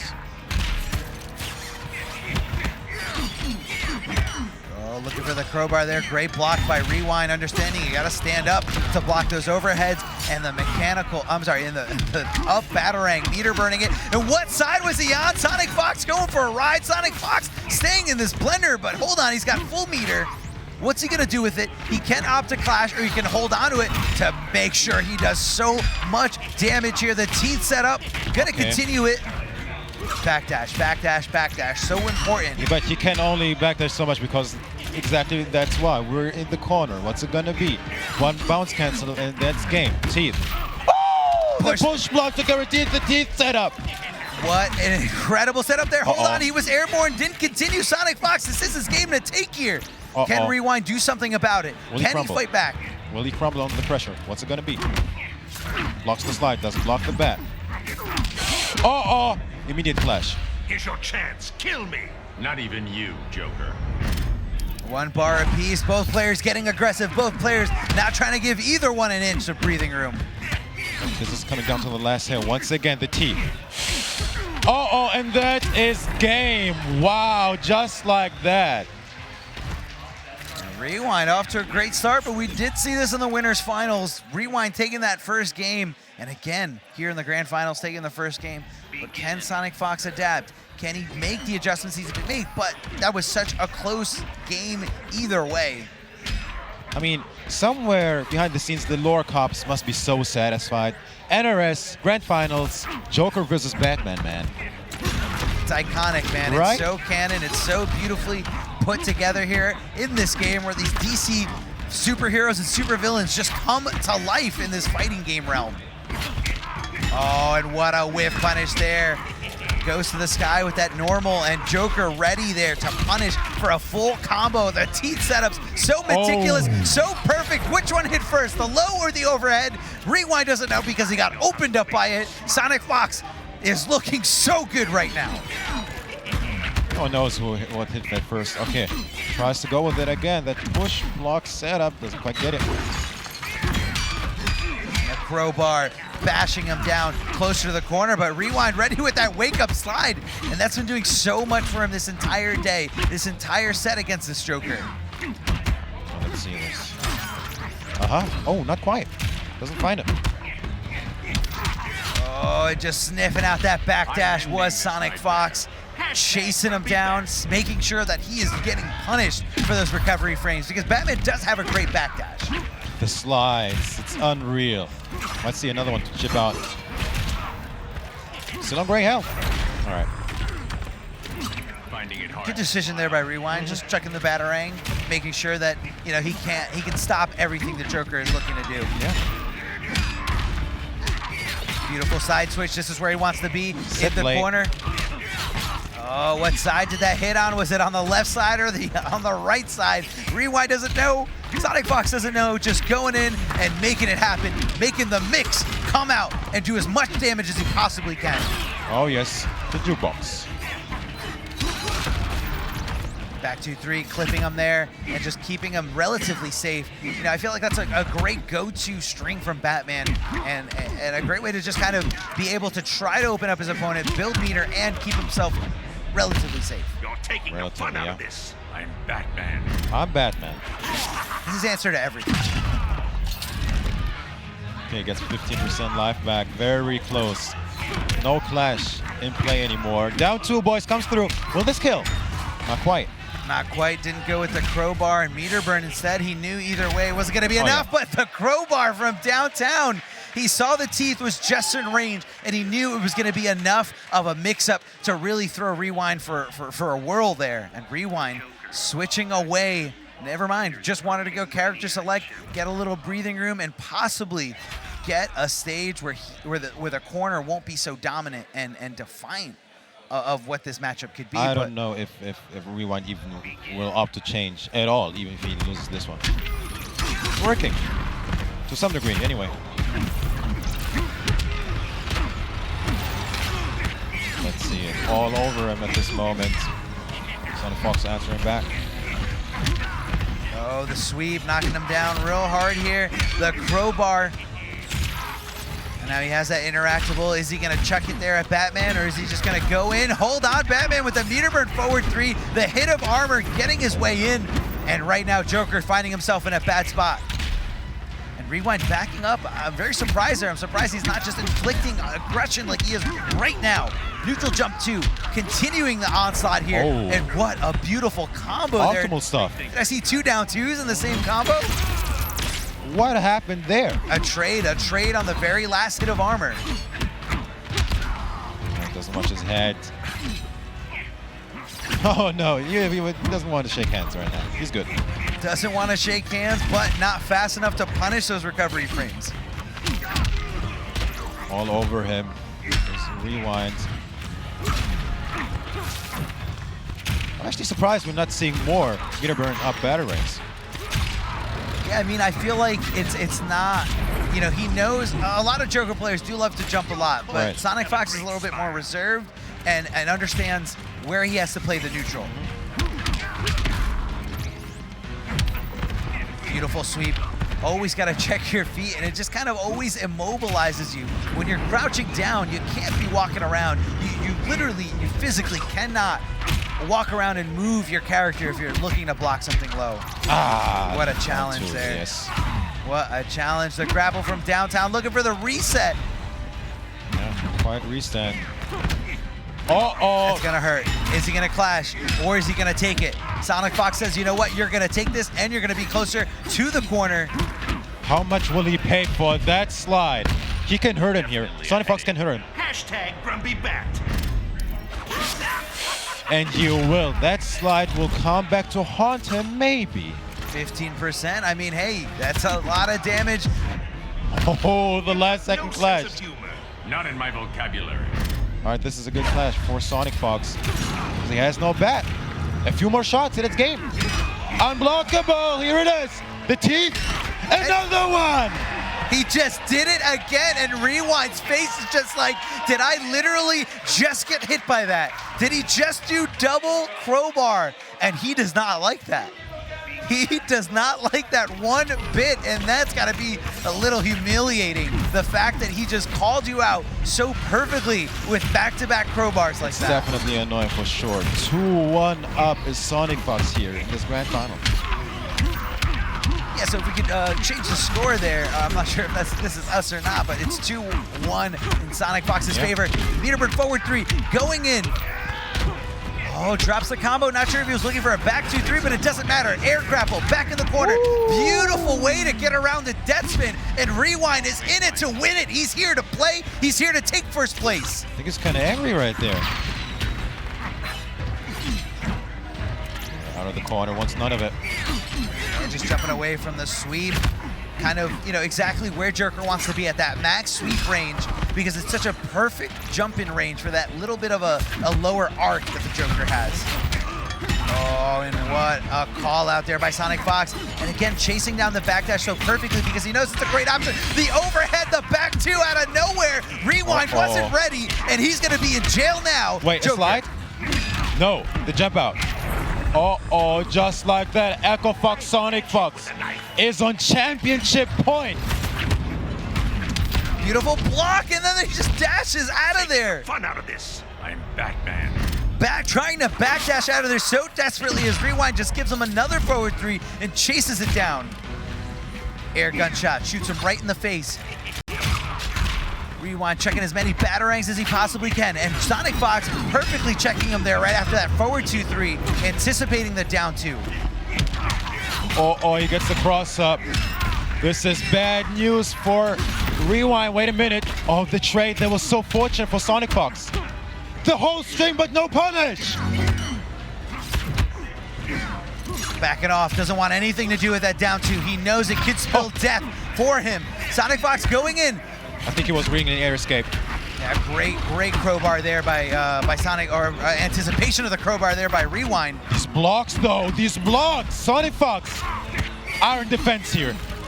Checking over the down 2 and throwing out those teeth. Oh. Backing off. Goes in for the slide. No meter burn back 3 for the punish there. That might have been huge. Now Rewind does not have many resources. All he's got is 1 bar. SonicFox closes out at any second here. And that could be game. Not just like that. He's still in this. This is Chip a very territory. tense moment. The Chip mechanical territory. bat. What can it do? The Hits him with overhead. the overhead. And the down 2. It is all over. SonicFox is your Injustice 2 Pro Series champion. And the place just went wild.